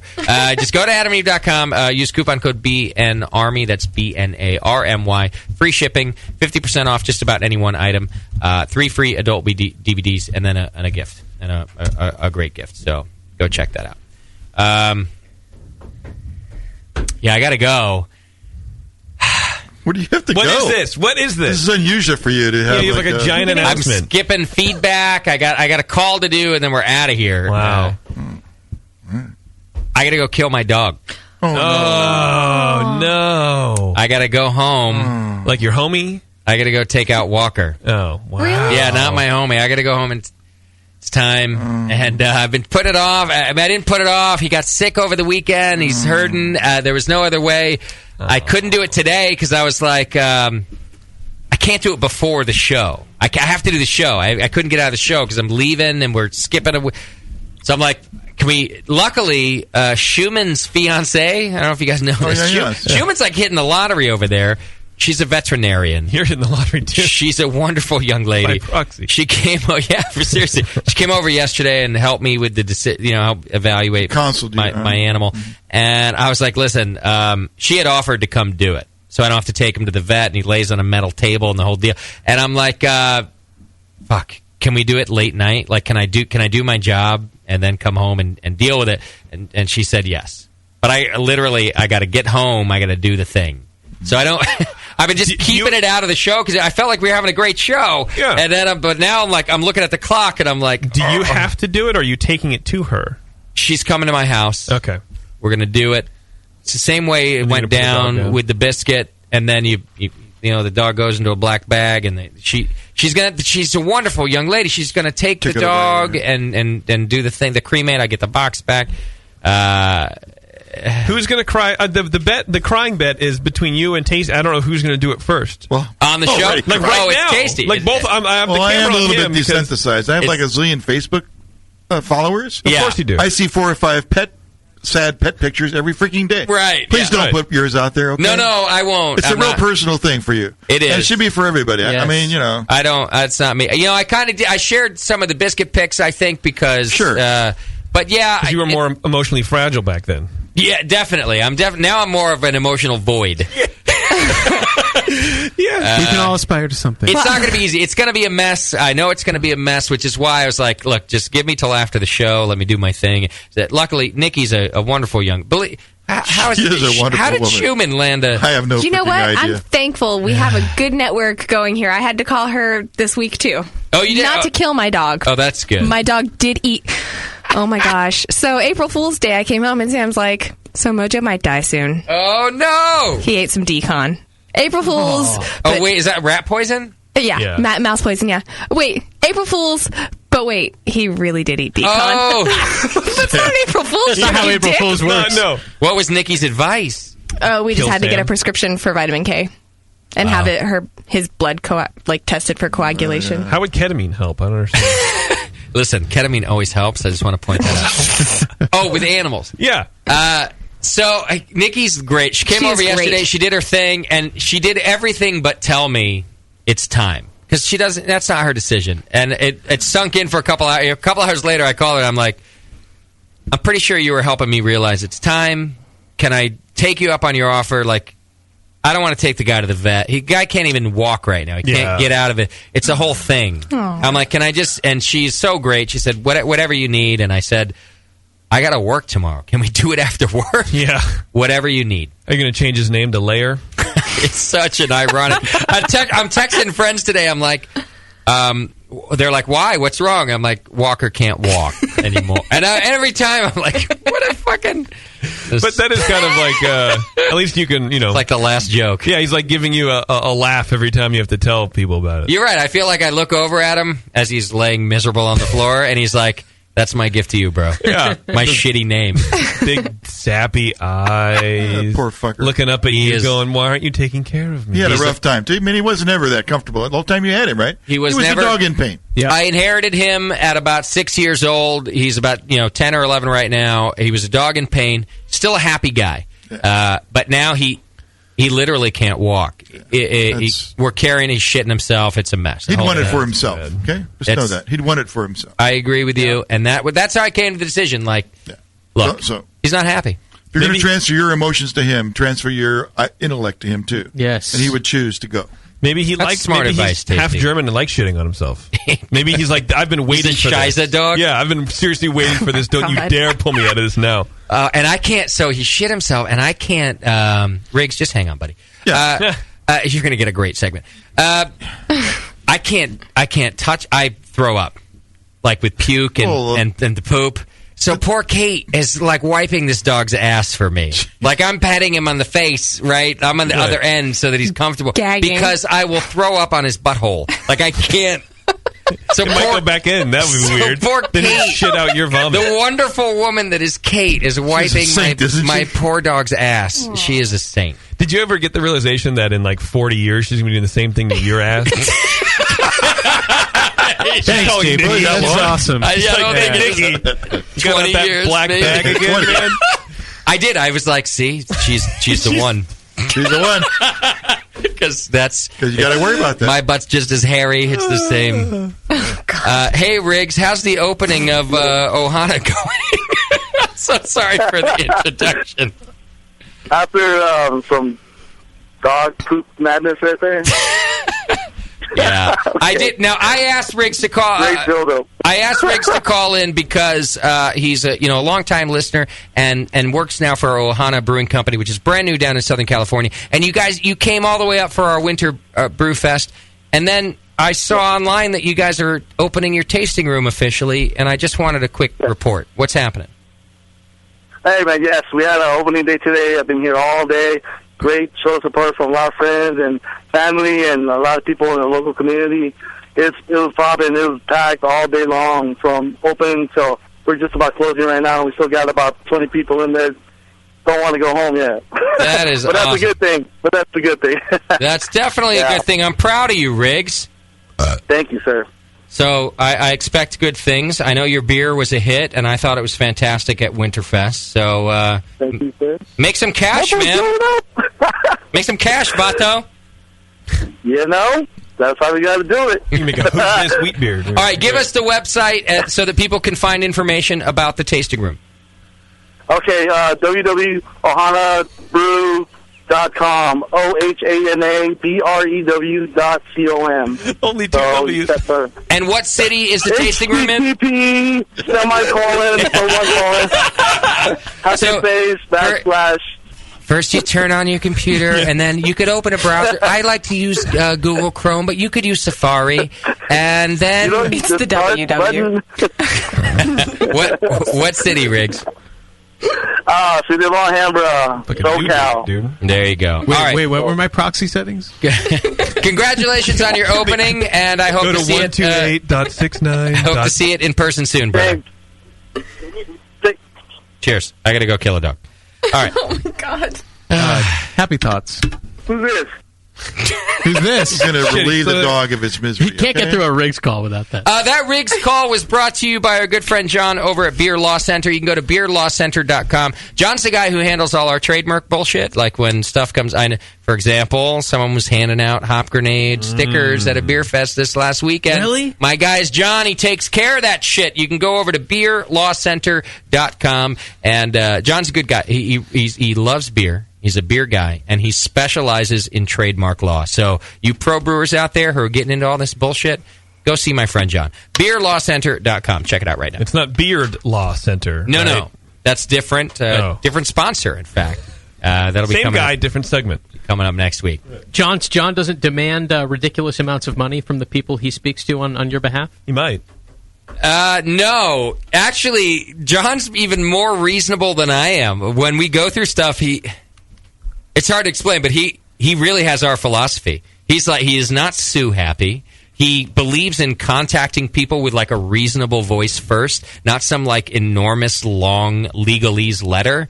And he's really kind of like me. If all else fails, I will pull the lawyer card for you. Totally. That's what I went through with him every time. He's like, literally, if all else fails, don't worry, I'm still a lawyer. But he believes in what I believe, which is, can we talk first? Can we have a human conversation? He's a good dude. It's refreshing. Yeah. It seems to work in this industry most of the time, I would think. And it does. So I think he gets that. Like, if you're going to specialize in the beer industry, you better understand. You got to be pretty mellow. But don't get me wrong. We had to go straight to the lawyers with one of these dudes, and he did his thing. He rocked it for me. And he looks good in a bow tie. He's handsome. He's a handsome man.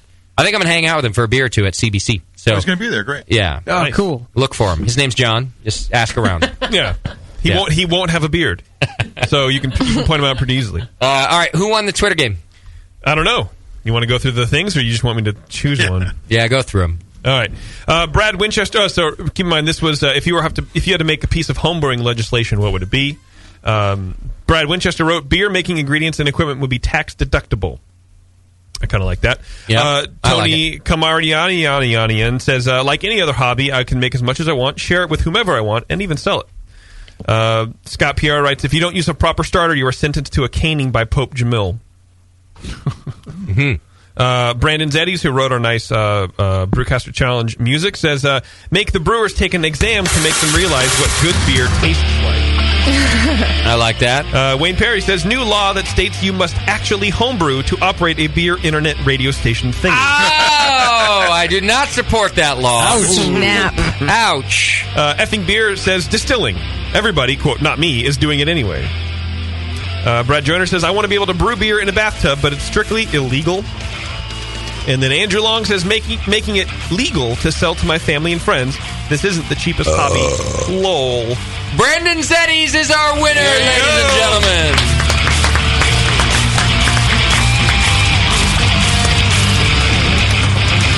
All right, Jip, take us out of here. This is your out tonight, too.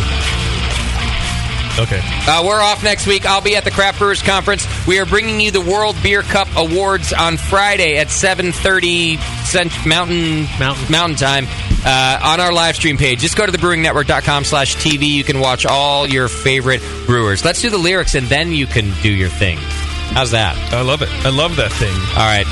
Go UConn.